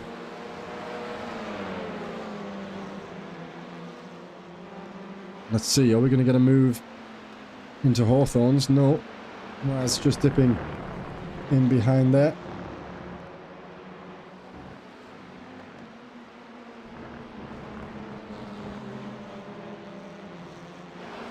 So here he is then, the man who has led the majority of this consolation race. Wayne Douglas comes around the final corner. He's done all of his braking, he's done all of his throttle inputs for this lap and for this race, and he comes across the line to win the Pro Class. It's a good win for him, and Luke Lucchese across the line again for P2. Wojtek Suridovic, the second podium of the night in P3, and for good measure sets the fastest lap of the race at 31.5. Matthias Penteler in the top 4, and Duncan Kirby coming across the line to P5. Matt Hoyland in P6 and Stephen Fry rounding off the top 7. Let's cut to the boss man as he comes across the line again to win the second race as well. A very, very good performance from James so far. Missing out just on... In fact, did he? No, he did. He got it, I think. I think James did get it. He did. Because of that Ottens incident, that promotes James Bostock onto the front row of the grid, and he will start the feature race in pole position. 14 drivers, pro drivers, separating him from his nearest rival. That could be a hat-trick of race wins coming the way of Mr. Bostock tonight, which, what a result that would be. Rob Smith coming home in P2. Rob Mackay coming home in P2, and Rob Smith rounding off the podium for the pro class. Thankfully, we have time to properly run over the race order as we have a 5-minute interim. So, Wayne Douglas, as we said, comes across the line to win the pro class in the consolation race for Douglas Motorsports. He takes home 50 points, nearly a 5-second gap, 4.5 to Luke Lucchese for RDSA Esports, who takes home 45 points, with Wojtek Svilidovic, the pole man, who finishes the podium for the pro class. Matthias Penteler, Duncan Kirby, your top 5, with Matt Hoyland for DXT Audi Motorsports in P6. Stephen Fry in P7, and Jan Stitchbury, the top 8, after spending most of the race in P2, but having a little bit of an incident in turn 2, which sees him finish down there in P8, the 1-2-2 machine. Plenty of 2s to play with there. Jimmy Vyman and Jeremy Chioka rounding off the top 10 with Chaz Draycott, Mark Proctor, James Holman, Ryan Ottens, and Rob Sutherland. The top 15, Ryan Ottens suffering a mistake there toward the end of the race, only taking home 7 points for RD Simsports. Paul Cowlishaw, Raz Harper, the finishers in the pro class in P16 and 17, with Ostick and Fretwell down there, unable to finish the race. And as for the AMs, once again, James Bostock taking home maximum points, 100 points so far for him tonight, the 66 machine, with Rob Mackay and Rob Smith rounding off the podium for DXT Honda and Flatline Racing. Flatline probably extending their gap at the top of the championship in the team standings. Gareth Newton and Andrew Fellows in the top 5 in the AM class, with Oliver Lumsden, Francois Brandet, James Howarth, John Ludbrook and Dennis Collar the top 10. Owen Seward in P11 for Aura Motorsports, with Daniel Saunders for Flatline Racing in P12. Danny Weir and the debutant Alex Parkin in P14, the last of the AM finishers, with Matthew Aston and Sarika Desler not finishing the race.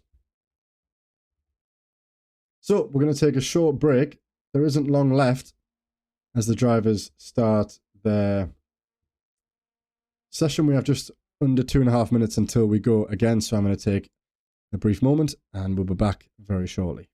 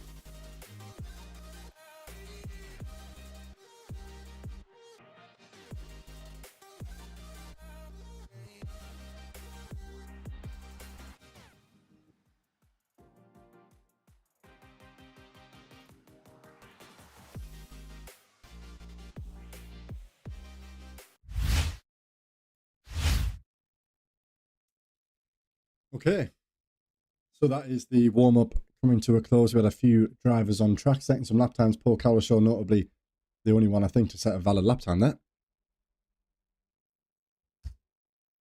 For those of you who don't know, I've raced alongside James for pretty much my entire esports, I don't want to say career because it's not a career, but journey, let's say. So it's great to see him bringing home some victories in this series. And I don't want to put too much pressure on him because there was a hint of a commentator's curse there when he went off the curb at Sterling's earlier. But he pulled it back and in the end got that pole position that we thought he might.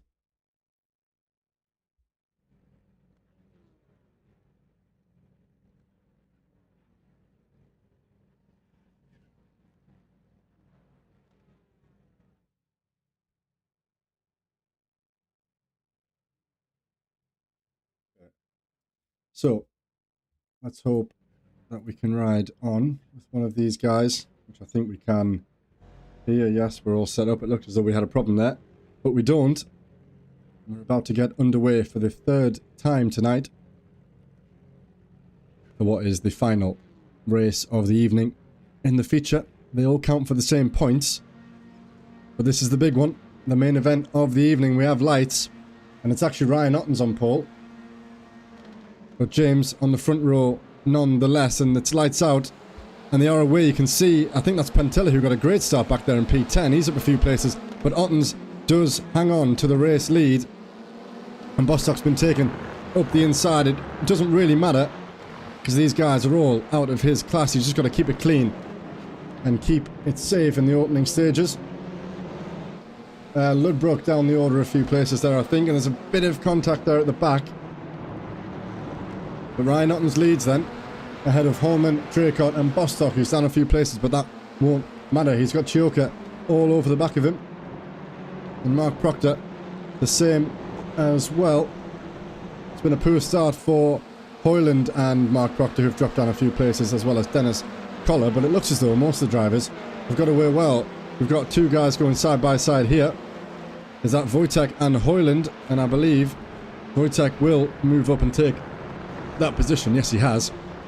And he's up into P12. At the front, though, it's Chaz Draycott, who finds himself up in P3 after a good start, but a gap there you can see between P2 and P3 already. Danny Weir has had a moment, and he is off the circuit and down, still racing, I think. And Raz Harper is out. Go back to what happened to Danny shortly. We've got Kirby here under some pressure. And who's that going slowly? Up the inside. I'm not sure. It's one of the Suma Hyundais. Is that Proctor? It might be Proctor. Yes, it is. Mark Proctor was just going ever so slowly there. Possibly a slowdown, which he served in a straight line. And a swap there as Wojtek gets another move done. And is he going to get another move done? The room is left by Mark. And Wojtek slowly making his way through the pack. Holman has taken the lead of the race off of Ryan Otten, so we've had a switch for P1. Let's see how that happened. It was up the inside of the left-hander. He got the run. It looks as though Otten's just offset his line as he dived him. Yes, he has. Not really a dive, actually, quite a controlled move. And he says, thank you very much, I will take the run. But that puts Otten's in the slipstream. And all the pressure in behind as they head through the tricky Sector 3. The backside of the circuit. And Bostock's got past Chioka in the background. So Bostock mixing it with these guys up and down the grid. Not quite sure what happened there with the reverse grid, because I saw P15 on my screen. I hope the session hasn't been set up incorrectly to the top 16, but I'm not quite sure what happened there. Nonetheless, same principle really. Bostock still has a huge margin to his next rival, Rob Mackay, who's 5 seconds behind him.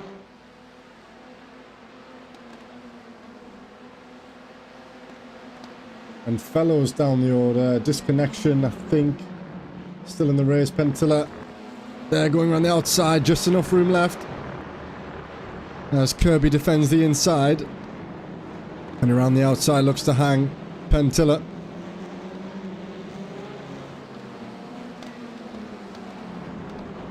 Only half a second separating P1 and P2 at the moment.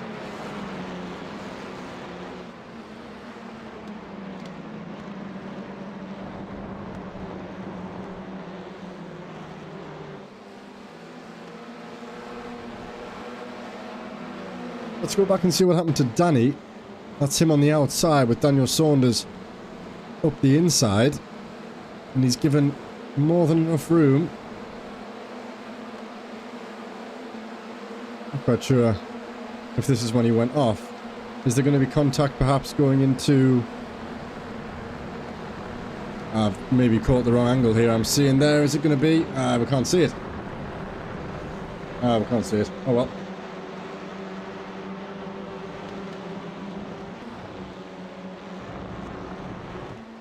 Bostock under all sorts of pressure from the 4 pro drivers in behind him. Chioka, Pentilla and Vyman. And has someone gone off there? No. Oh yeah, that's I think it's that Vyman who's just dropped back ever so slightly there. And Chioka moves up into P4.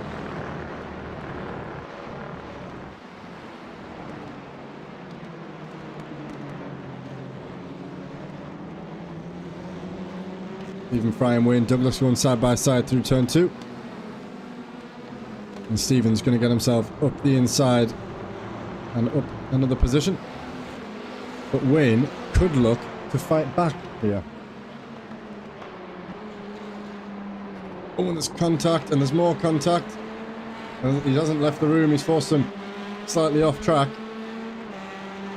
And Hoyland's had a problem. Hoyland's tumbling down the order. Is he off the track? Yes, he is. He's facing the wrong direction. Let's see if we can find out what happened to Matt as he's gone off. No crash, so it'll just be a case of checking this. Let's see. There's Hoyland. He passes and he just gets a rear shunt there. He gets a rear shunt from Sutherland, who continues to drive him round. And that's Hoyland all the way down the order. Votek and Lucchese got past Bostock, but this was to be expected. He still has 3 drivers in the other class separating him from his nearest rival, so all still going to plan after the opening 7.5 minutes here. 6.5 minutes here. Oh, is he serving a slowdown? Oh no. Serving a slowdown, which I hope he served in full. And he still has that 5-second gap. It's probably for the best for James actually at this point. Try and hold on to that 5-second gap. Let all the pros through. And just focus on nailing those entries and exits. And don't worry about having to check your mirrors all the time. To make sure that you don't have a pro driver sending you up the inside. I'd be quite convinced that that's his approach here. As he looks to secure the hat-trick of victories. We've got Chioka very close. Behind Pentilla in the battle for P4. And crucially there, you see Wojtek in some free air, so he'll be on the back of these guys in no time, I'm sure.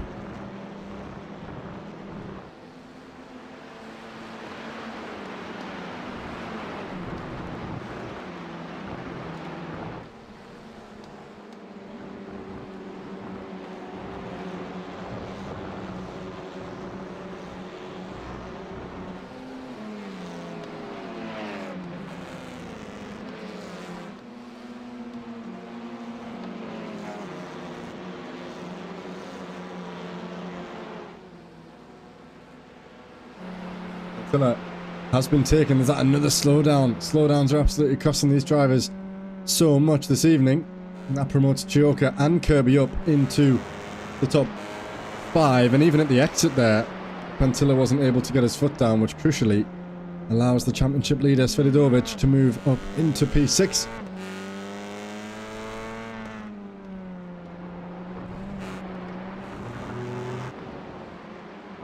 Got Newton under pressure from behind with Rob Mackay, who had a positive result earlier onto the podium. So he'll be keen to try and dispatch the next two drivers, James Howarth and Gareth Newton, to get himself back into the top three. And Andrew Fellows, you can see, quite comfortable. Just like James, with that 5.5 second gap being towed along by the pro drivers nicely. Andrew having to do all the driving himself. I'd be surprised if he gains that margin naturally.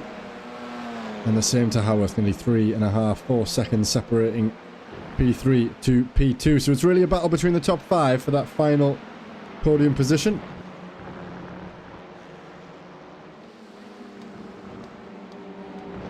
Chioka really getting hassled there by Kirby in behind, giving him absolutely no breathing room. And he comes over to defend the inside line, rightly so, forcing Kirby to the outside. And Kirby really aggressive on the switchback over the curbs. And you can see Wojtek has, within a lap, brought down that margin. A little bit of late jinx across the racing surface there. But a tense battle nonetheless, something that we love to see. Is he going to dive up the inside? No, he moves just over to the inside, but no wheel-to-wheel action just yet between these guys. And that's going to allow Wojtek. Is he going to hang it around the outside? No, he just wasn't quite afforded the room. But that's a little bit wide again there by Kirby, who was putting pressure on Chioka. And then all of a sudden, Svidovic came and started putting pressure on Kirby, who looks to have got the run here, actually. It's the relatives there between the three cars. Wojtek up another place. All over the grass. Both cars there, the front and the back. Hussein's just been passed at the exit of Surtees by the sister team, the Hyundai car of Robin Aston. Currently the top of the incident rating sheets, as we looked at earlier, is Robin. So it'll be interesting to see if he's been able to have another clean race. There's no way for me to track the off tracks. There is a number, but I don't think it's accurate. So we try not to trust that. And we'll just see what they get from the iRacing stats after the race.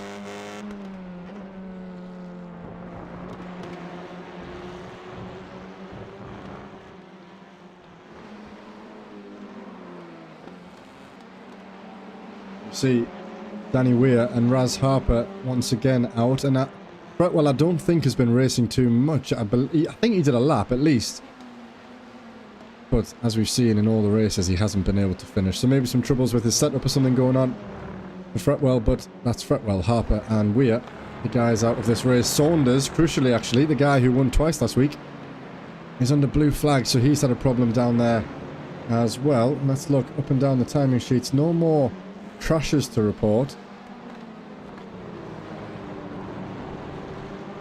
Let's see how Svidovic just got past Chioka. It's a great run, and he's going to get him into turn 4.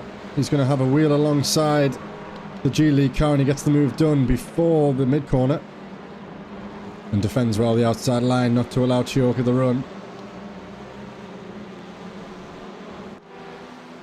Chaz Draycott may well be the next victim of Svidovic, who's so far been carving his way through the field and will soon be in the podium positions. We see Ryan Ottens just there at the front of the picture, so he'll be hoping that Chaz can do him a favour and keep him behind for as long as possible. And only a 2-second gap to Holman, so this is still Svidovic's race to win if he can put in some good lap times at the moment. Currently Svidovic lapping 6/10 quicker than Chaz, but only a 10th quicker than the guys in front of him.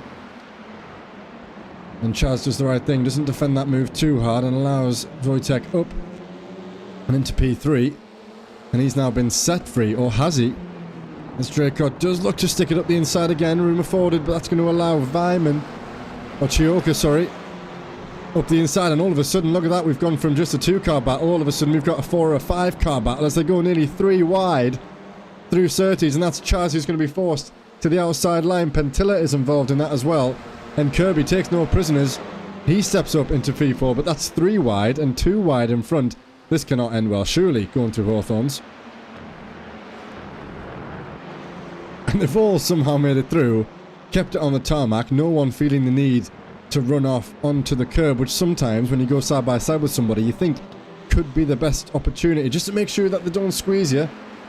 You don't want to exit the corner on the track and have them think that you're going to use the curb, because then you won't leave each other enough room, and that is not enough room left there by Douglas on Lucchese. And that's Draycott down a heap of positions in that lap. I think he's gone down from P3 to P9 in the matter of one lap, so very unfortunate for him. And that's Svidovic, who now has 6 minutes to claw back 6 seconds, which he's probably not going to do. So I think you could argue that Holman and Ottens, as long as they keep it in a straight line, will come home to secure those positions. Draycott and Lucchese going side by side into turn 2, and Chaz, I think, might just give... No, he's not going to give up that space. He's going to hold on, but he's on the outside line as they head through turn 3, and Lucchese is in front. Is he going to get the run here, Draycott? Let's take a look. He's not going to give up this battle easily. Is he going to stick it up the inside of Lucchese? Yes, he does. He has a little bit of a wobble. Maybe got on the ABS ever so slightly. It's a heavy braking zone. And I think that's Lucchese through. Yes, it is. And he's unfortunately opened the door for Vyman to have a go. Let's see what Chaz sees as he dips into the slipstream. Surely not, Chaz. He thought about going up the inside there. That could have been disastrous. But got it slowed down in time. And he keeps it facing in the right direction. It's still a good result for Chaz to keep it in the top 10, as I think that's Chioka goes off the track and allows Douglas through. These two looking very feisty ahead. Let's ride on with these guys and see what happens as we come into the closing stages. Bostock 8 seconds clear of P2 in the AM class. He could afford himself a mistake and he would still hold on to the hat-trick of race wins. I'd like to think you'll speak to us after the session is concluded and you can tell us about how that went, because that is something we haven't seen all season, and it's something we've never seen in ESR because we've never had 3 races. I'm sure there's been a time when someone's won both the Heat 1 and feature race in the GT3 series, but never got a hat-trick because that hasn't been possible. So a new record there for the boss man. Oh, and a little stab there by Chioka. That's that battle over. Hoyland, unfortunate for him, a bit of a disaster. Finds himself down there in P16 in class. And just going alongside John Ludbrook as they head into turn 1. Looks like he's got a bit of rear damage there, which we saw... Was that the same race when he got shunted into Surtees? I don't recall if that was this race or last race. Probably was this race. And that's Hoyland carrying a bit of damage. Not enough to pit, obviously. Collar and Hussein going wheel to wheel, and Huss, is he going to leave him the room? He just about gets his rear ahead of the front of that Hyundai. But they've got Josh Ostek for company. As Huss moves back to the favoured line.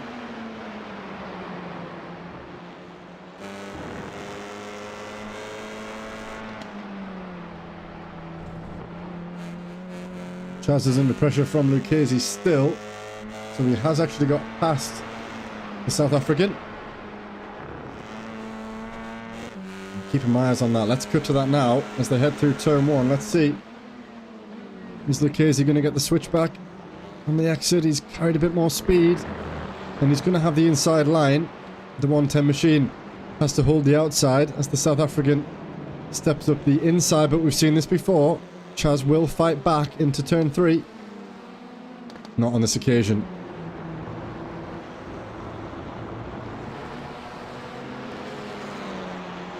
Go back to that battle that we just cut away from, because Ostek still right behind them as we cut away. These guys now go through turn 1. And that's Robert Aston looking to make a move on Francois Brandet in this corner of the picture.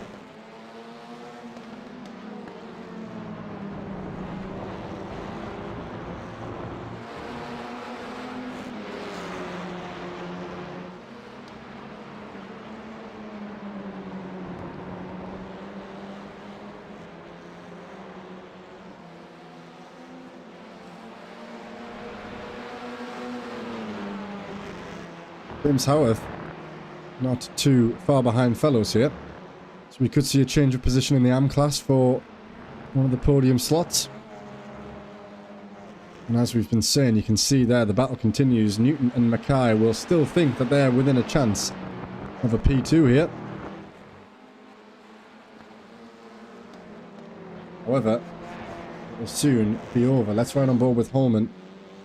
This could well be the white flag. Let's see. Bostock, where is he? He comes across the right line. We do have the white flag, so this is it then. One more lap to run this evening before we conclude everything. As it stands, Holman will come home and bring home that victory, but so will Bostock, nearly 9 seconds clear of his rival. Helped, obviously, there's another connection problem. He's still there though. Yeah, all that helped by the reverse class system. But if you can capitalize on it, which James absolutely did, then you reap the rewards, and that's what he's doing right now. He has only a few more corners to keep it clean, and he'll secure that hat-trick that we've alluded to all night. Jeremy Choker under pressure from Lucchese, who's dropped. No, he hasn't dropped behind. I think he got ahead of Chaz again, as we saw, and now putting pressure on Jimmy Vyman ahead. James Holman is coming around the final few corners, so we'll catch on with him. A blue flag car behind him there.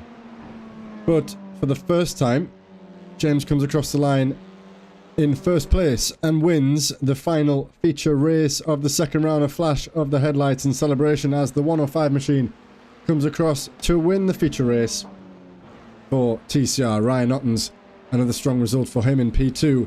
And Wojtek should be happy with that after a race win earlier, and will probably extend the lead of his championship. And we've caught this man coming around the final corner every time. James Bostock secures the hat-trick. He will be over the moon with that. A flash of the headlights and a wag of the tail as he comes across the line. He'll be over the moon. I'm sure the guys in his chat will be congratulating him for that. James Howarth, a great result for him in P2.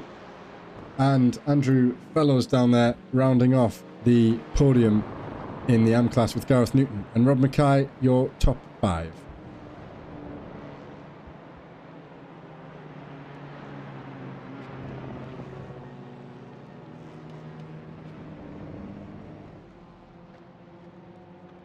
So, that will conclude the night's racing. We'll review the points from the feature race and the race results before we go and speak to a few drivers who I hope will join us. So we'll just wait for the session to finish and we'll be able to bring you the results.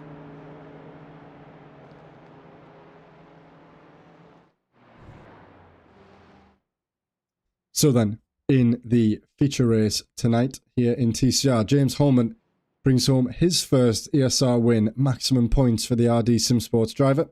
Ryan Ottens in P2 for Alpha 1 Esports, and Wojtek Sviridovich finishes in P3 for Semper Racing. Mateus Pentilla in P4 with Duncan Kirby rounding off the top 5. Wayne Douglas, Jimmy Vyman and Jeremy Tioka your top 8, with Luke Lucchese, disappointing P9, and Chaz Draycott, I'm sure he'll be happy with that, in the top 10. Stephen Fry, Mark Proctor, Rob Sutherland and Paul Cowlishaw your top 14, with the 2 Aura Motorsports drivers there of Ostick and Stitchbury. Not great points for the teams there. Only 12 points between them before we come to the end of the finishers. Hoyland in the end did not finish the race. Similar to last week, I think he DNF'd the final race there as well, with Raz Harper and Alex Fretwell, as we saw earlier, not finishing. And the AM class, for the third time tonight, the Suma GP2 Honda driver of James Bostock comes across the line first to win, and James Howarth in P2 for DXT Audi Motorsports. Andrew Fellows rounding off the podium for Sapphire Sim Sports, and Gareth Newton, Rob Mackay, your top 5. Francois Brandet, Robin Aston, Owen Seward, the top 8 with Graham Matthew and Oliver Lumsden, the top 10 for Flatline Racing. John Ludbrook, Dennis Collar, Rob Smith, Hussein Sarika Desler and Daniel Saunders round off the top 15, with those two not finishing the race on the final lap, actually. Something must have happened there.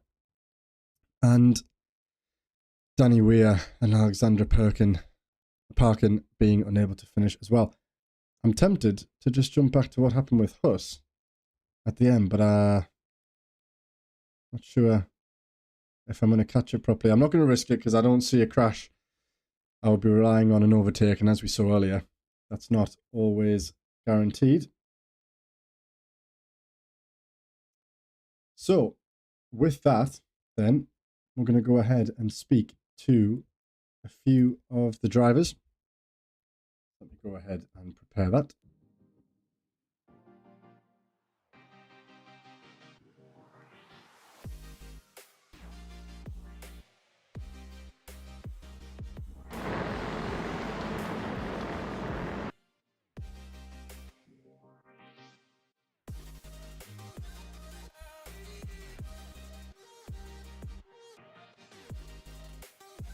Okie dokie.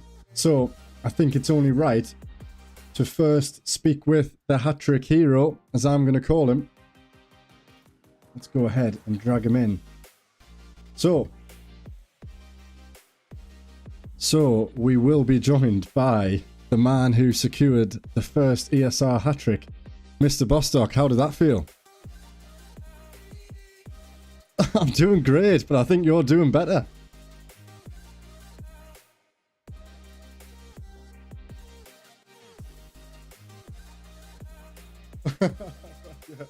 Yeah. While I was rooting you on, was there something that I missed? Because I thought you were on pole position for the third race, but then you started in P2.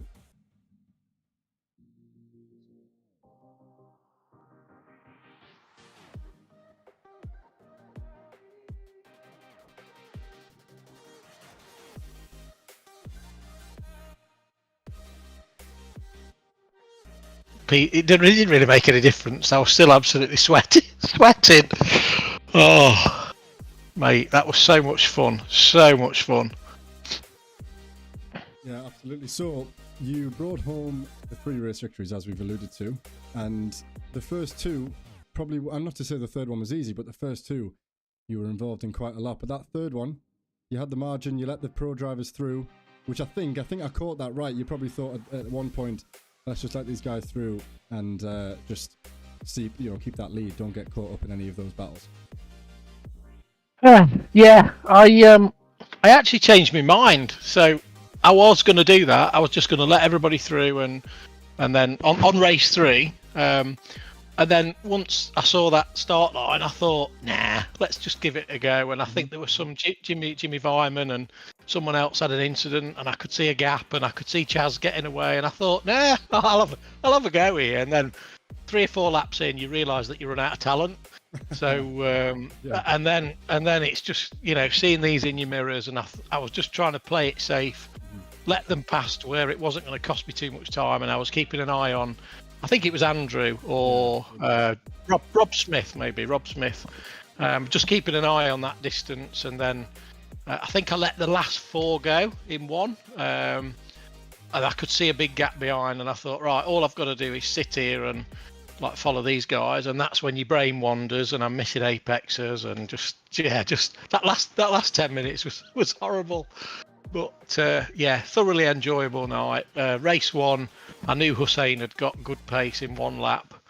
Managed to jump him on the start, and I knew he wasn't going to dive bomb me on lap 1, so that felt a bit safe. Yeah, it's nice when you're driving with guys that are not going to kind of sort of, especially on the first couple of laps. I don't mind after that. But yeah, no, I had some good battles. I seem to be side of Chaz every 5 minutes. Yeah. So I mean I think second race I was desperate not to get involved and touch, sort of hit anybody or cause any incidents. So I just dropped back a car's length, and then they were all battling, and yeah, I mean, really great fun, but absolutely petrifying. So yeah, I'll stick to starting near the back, mate. Next time. Yeah, more in the comfort zone, but hey, you might have to get used to that now, mate, because you could be the one to watch in the AM class. Yeah. We'll see if anybody else is able to pull off those 3 victories throughout the rest of the season. I'm not sure if it'll be that common, to be honest. It certainly won't be that common for me, that's for sure. This is, as you know, this is a track that I've done loads of laps around, and it's the track that I go to test different cars and all sorts. So I'm happy with that though, mate. If I don't score well for the rest of the season, that's fine. That's And also a good way to look at it. as long as I beat Hussein anyway. I was away last Yeah, week. okay. I was watching him with his first victory, and yeah, so no, really good. Really enjoyed it there, mate. Awesome, mate. Well, glad that you had such a great night, and thank you for joining us. Any expectations for next week? Has this set any expectations, or are you just going to take it how it comes? Where are we next week? You put me on the spot. Is Ooh, it Daytona? Yeah. So as we discussed last week, it's an interesting one, especially in these cars. As you say, the slipstream will be very important for what is probably 75% of the lap. So I don't know. It'll be a difficult one. I think it'll challenge. Might see some different people coming up the ranks. It's not quite as tricky as this track is, for instance, is it? No, and I think me and you discussed it in the week that it's not the perfect circuit for TCRs, although I have seen a few good races around there. But as you know, season 1 we tried to keep the tracks the same as our GT3 league to minimise the outlay for any of the drivers that we're doing both series. So it's going to be a bit of fun. No, I don't know what to expect, and I think for a lot of guys this is their first time in TCRs. So. Yeah, we'll have to see. I've got no expectations whatsoever. Take me away from Brands Hatch and anything happens, mate. Anything happens. Okay, mate. Well, good. I hope you enjoy the rest of your evening, and we'll catch you next week. And we'll meet again in Daytona. So enjoy, and congratulations again. All right, and just a massive thanks to you, mate, for doing, stepping over, doing the comms, learning SDK. I think, Soul Broadcasting, as you know, I was going to have a little go at one point, but no, full credit to you, mate. You're doing an absolute stunning job, and I can't wait to watch it back because I'm sure you give me loads of grief halfway round. I gave you plenty of. There was a bit of a commentator's curse moment when you slapped the barrier at the end of the lap in, I think, race 1 or 2, but you pulled it back in the end, and you got the position that you needed to start the third race at the front. So all in all, well, you know what they say. You know what they say, mate. If you can give it, you got to be able to take it. So, all right. Well, look, thanks again, Joe. Honestly, stunning job. And if anybody who's watching, if you're interested in joining the league, there's a few seats available. The link is below to our Discord. Jump in. Really friendly group of guys. And if slow old men like me can get a victory every now and again, it's worth coming and have a look at us. All right, cheers, Joe. Have a nice evening, mate. You too. Cheers. See you later. Okay, so there's a word from the boss man, James Bostock, who's going to be happy with that result for sure. Next, we're going to speak to one of the pro drivers who had an eventful night and some good results. Duncan, are you with us? I am, Joe. How are you doing, mate? You alright? Oh, mate, yeah, I'm doing good. That was one hell of an entertaining race from, up and down the grid, but you as well got yourself in the mix of it throughout, I think, all 3 races, really. Plenty of action caught, so how was that overall for you? Yeah, elbows were out, Joe. I got turned. Is it Grey Mill Bend? I got turned race 1, lap 1 by Ottens. I felt that was my corner at that point, but lap 1, I think these things are going to happen, so... Yeah. I had a bit between my teeth at that point, and I was just, elbows out. I wasn't having any more of it, to be honest. And then I got through, and then I think the same thing happened again with Fry, unfortunately. Again, felt it was my corner. But it's touring cars, everyone's eating a scrap. But I really enjoyed it. Yeah, really good. I can't wait to watch it back. It was really good fun. And remind me, mate, what were your finishing positions tonight? Well, I was hoping you were going to tell me, Joe. I had to keep track of... when I don't know who's going to come into the interview, I don't know who to track. But I know you were up there. Obviously, you finished P5 in the final race. How were the reverse grids? Did you find yourself feeling out of position, or were you in the mix? Did you feel enough to make an impact? Yeah, last week I felt it worked to my favour nicely. Last week it was 6.54, respectively, in the first 3 races, which put me P4 in the standings. However, tonight, because of the first lap incident in race 1, I was a little out of sorts, but I think the position I was fighting Fry for would have put me pole for race 2. However, we know what happened there. So I was middle of the pack again for the start of the second one, and I had to do it all again. But I think, I got there just about. I think the final race was my best result. I think just outside the top 10. I think in race 1, possibly just inside race 2. But I'll have a look at it. But really enjoyed it. These guys don't mess about like at the top end. They're ridiculously quick. And around a track like this as well, I don't know how much experience you have around Brands Hatch, but if you don't, it's such a tricky track to get right. Yeah, absolutely. I knew it was going to be scrappy. I knew it was going to come down to little mistakes, little off tracks. I got a couple of slowdowns myself, which didn't help. But I think the thing with the guys at the front, it's just consistency, and just flawless. Some of them elbows out, like I say, a lot, but we give as good as we get there. So I'm all right with that. Really good fun. Really enjoyed it. And what do you think then? So next week, I don't know if you've been keeping an eye on the calendar, we have a completely different type of venue. We're going to Daytona around the road course, which, as we were saying, it's a lot of straight line speed and all about the slipstream, but there's obviously a few corners that you need to get right. So I don't suppose you'll have driven that in TCRs before. You may have driven it in another series. Yeah, no, never TCR. I hope the bop's good for it, because we obviously with the Elantra coming out the corners really well, I hope it doesn't just run away with it down the straights. I'm not too sure. Race there this week in GT3s. Top split pace is crazy there, a little bit out of my depth in that one. But yeah, it's going to throw up some really good challenges, that. So really looking forward to that one as well. Absolutely. And well, overall, mate, looks like quality. And like I said, there's plenty of action that you can go back and check out afterwards. Looking forward to it. And you'll put on a good show for sure. So good luck, and obviously welcome. It's your first season with us, so I wish you the best thanks for having me for the rest of the season. I'm sure we'll speak again soon. Maybe next week you'll be a few positions higher up on the podium. Yeah, fingers crossed. Cheers, Joe. Absolutely, mate. Have a good night. Take care, mate. You too. Cheers. Bye. Yep. Okey-dokey, good to speak to new guys. There's James. Obviously, I've spoken to James plenty before, but never Duncan. Next, though, we will go with the man in the pro class who finished in the top 10 for the final race. So it was a good result and it was a good start, and in the end he managed to hang on to that 10th position. Good evening, Chaz, mate. How's it going? Good evening, Joe. Very good, mate. Very good. Another fun night of action. Brands is so tricky, but yeah, that was really good. That went a lot better than I expected, because I'm rubbish round here, and I somehow held on at the end there, like you say. But yeah, I enjoyed that. Another good night, mate. Yeah, it's a track that you love or hate. It's a track that you either practice a lot or completely avoid. Something tells me that you may be the latter side of that. I love it. I've commentated there a few times. I love it, but there's so many braking zones here where you've got to be so close to the edge of the circuit to really optimize the corner. And you can just touch the grass a tiny bit. It's a typically unforgiving British racetrack. There's a wall 4 inches away from you everywhere you go, and it's just grass.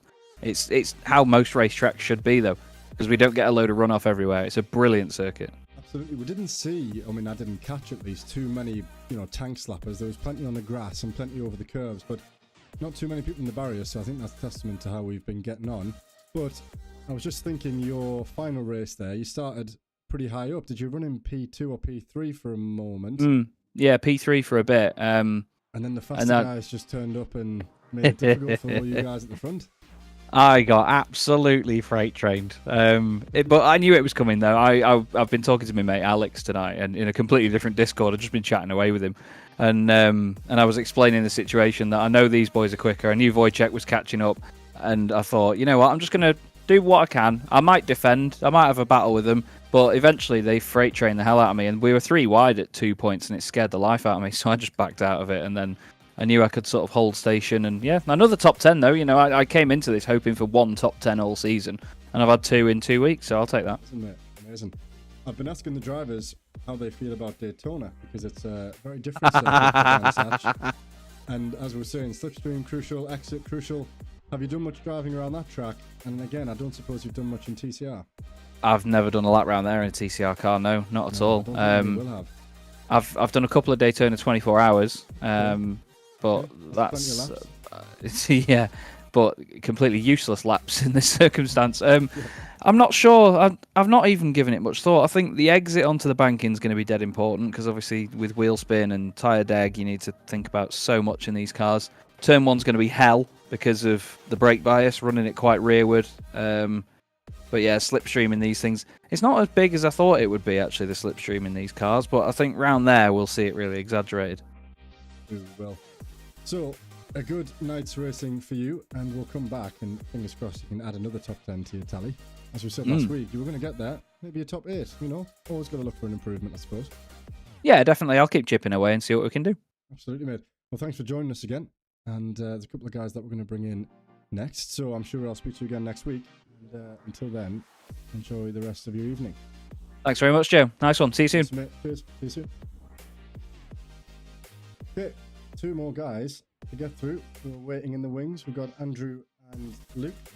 So we'd spoken to Andrew last week, and he's joining us once again in the comments booth. So, Andrew, hello, mate. How's it going? Good, mate. You? Yeah, mate. Good. A lot of action again there tonight, and you again. I'm going to have to figure out a way of tracking these results because I'm never quite sure who I'm going to speak to. You're up in P2 in the final race. You may have had another podium, perhaps, but all in all, I think it was a strong session for you tonight. All in all. Yeah. So the first race, I finished P2 just behind James, and he was unstoppable. I was within about half a second with him in the first race. Second race, I think I was P5. And then third race, managed to claw my way back to P2. But then the other James, James Horworth, did hit me to second on the line. And the line, I missed catching that, unfortunately. But so does that mean it's a third overall in the final race? Yeah. Yes. Yeah, third. 1/10 of a second. Yeah, it was very close. But no, it's thoroughly enjoyable racing again tonight. Yeah, really enjoyed it. And how do you find Brands Hatch? Is it a circuit that you're a fan of? I know it's pretty tricky to navigate, especially in these cars, but you seem to make the most of it. Yeah, I quite enjoy it. It's obviously a track that's been around for quite a while on various sims, so it's not trying to learn like last week. Mazzano was a bit more new to me. But the hardest one is, like you said I think at the beginning of the broadcast, is trying to keep it on the black stuff, because one little bump and there's not much room for error. And at the beginning in practice, I was like P14, like in the 134s, and I was like, okay, this is not going to be my night. But made up for it in the races, so pretty sure for that, to be fair.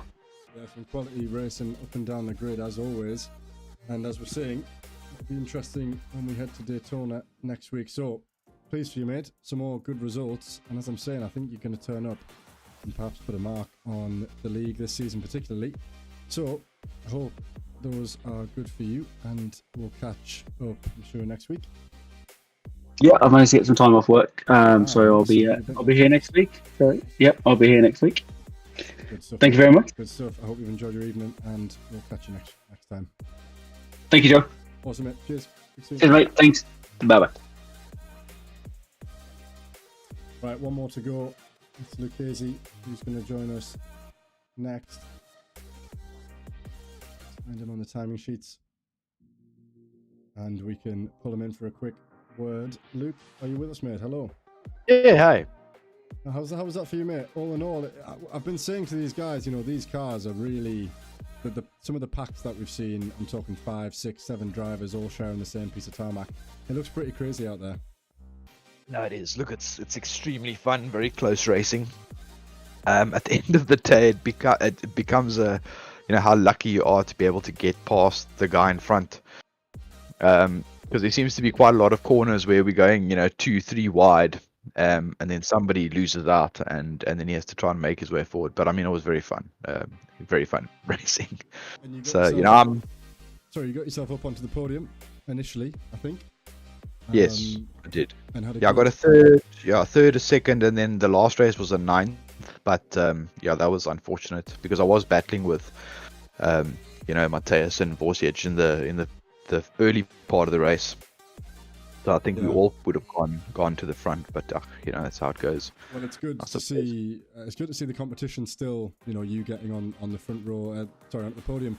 We were highlighting earlier the incidents that you had last week, which were unfortunate and cost you, I think, probably 3 podiums almost. You had those 2 incidents, which dropped you down the order quite a bit. So it's good that you finally managed to convert some positive results, and even P9 still a good haul of points.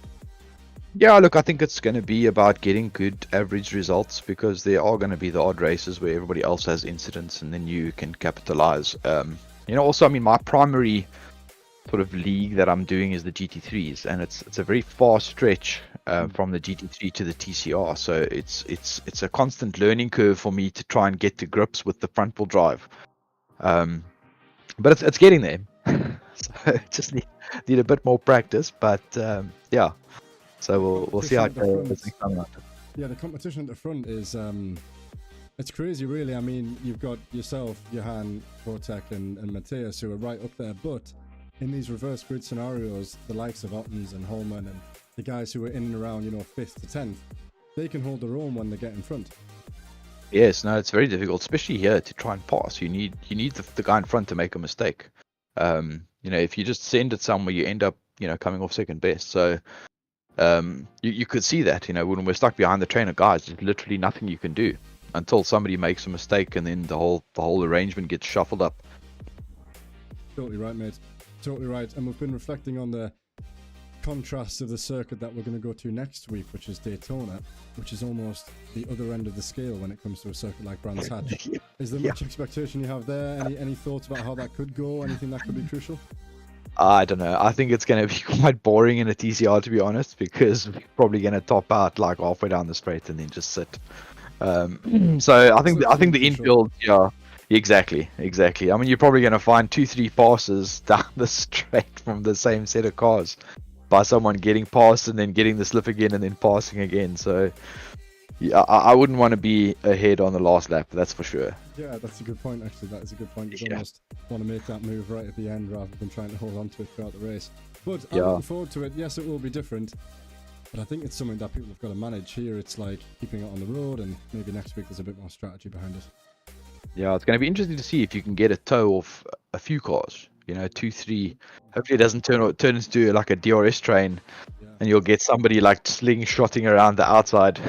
Yeah, and I think it will be the first time we really see the balance of power between these cars, because the tracks that we've been at mostly, don't really have those kind of characteristics. So let's hope no manufacturer just steams away in a straight line and that we have a good battle.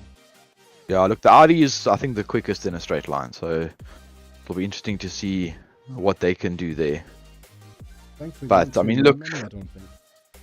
Yeah, look, I mean, the other cars have had an advantage at other circuits, so it's fair play that they get their circuit that they are really good at. So it's a long season. Anything can happen, especially with the reverse grid. You don't know what's going to happen. That's what makes it so exciting.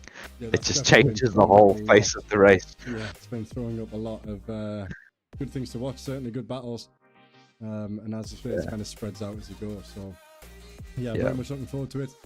I'm very much looking forward to seeing what you and the rest of the guys can produce around a different type of circuit. So thanks, Luke. Listen, I'm going to call it there. Thanks. I appreciate you joining me, and I'm sure we'll speak again in the near future. Yes, definitely. All right, thanks. Awesome. Keep well. Enjoy the rest of your evening. You too. Thanks, you too. Cheers, bye. Okie dokie. So 5 drivers through there, asking similar things. I'm going to try and change it up, but it's difficult. It's difficult to know who you're going to interview, and knowing what positions have finished and how everyone's race went. Sometimes a little bit challenging, but I'm sure we'll see the same few names coming in every week. So perhaps we can prepare on that. So then, that is going to be the session over for tonight. There was a few things that I need to iron out. The interview wasn't quite right at the start, and the angle was wrong throughout the whole section of that interview. But the minor things at the end of the day, we caught lots of action, caught lots of overtakes, and it was one hell of a good night's racing. Great shot there at the Brands Hatch circuit, and until we meet next week at Daytona, I hope you all have a good rest of the week, and we'll see you then.